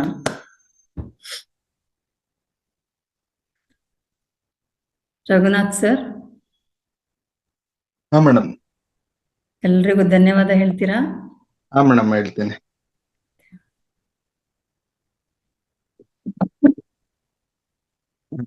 ಎಲ್ರಿಗೂ ಧನ್ಯವಾದಗಳು. ಈ ದಿನ ತುಂಬಾ ಚೆನ್ನಾಗಿ ಹೇಳಿದ್ರು ಗೌರಿ ಮೇಡಮ್. ಹಾಗೆ ಧ್ಯಾನ ಕೂಡ ತುಂಬಾ ಚೆನ್ನಾಗಾಯ್ತು ಇವತ್ತು. ಎಲ್ಲಾ ಮಾಸ್ಟರ್ಸ್ಗೂ ಧ್ಯಾನ ಮಾಡಿದ್ಕಾಗಿ ಧನ್ಯವಾದಗಳು. ಹಾಗೆ ನಮ್ಗೆಲ್ಲರಿಗೂ ಅದ್ಭುತವಾದಂತ ಧ್ಯಾನ ಮಾಡಿಸ್ತಿರ್ತಕ್ಕಂತ ರೇವತಿ ಮೇಡಮ್ಗೂ ಕೂಡ ಧನ್ಯವಾದಗಳನ್ನ ಹೇಳ್ತಿದ್ದೇನೆ. Thank you Raghunath. ಹಾಗೇನೆ 2 ಕೋ-ಹೋಸ್ಟ್ ಯಶೋಧ ಮೇಡಮ್ ಹಾಗೂ ರಘುನಾಥ್ ಸಹ, ಹಾಗೆ ಎಲ್ಲ ಧ್ಯಾನ ಬಂಧುಗಳಿಗೆ ಸಹ ನನ್ನ ಹೃದಯಪೂರ್ವಕ ಕೃತಜ್ಞತೆಗಳು. ಮುಂದುವರಿಯೋರು ಹಾಗೆ ಧ್ಯಾನದಲ್ಲಿ ಮುಂದುವರಿಬಹುದು, ನಿದ್ರೆಯನ್ನ ಮಾಡಬಹುದು. ಉಳಿದವರು ತಮ್ಮ ಕೆಲಸಕ್ಕೆ ಹೋಗಬಹುದು. ನಾವು ಇಲ್ಲಿಗೆ ಈ ದಿನದ ಒಂದು ಕಾರ್ಯಕ್ರಮವನ್ನ ಸಂಪನ್ನಗೊಳಿಸೋಣ. ಧನ್ಯವಾದಗಳು.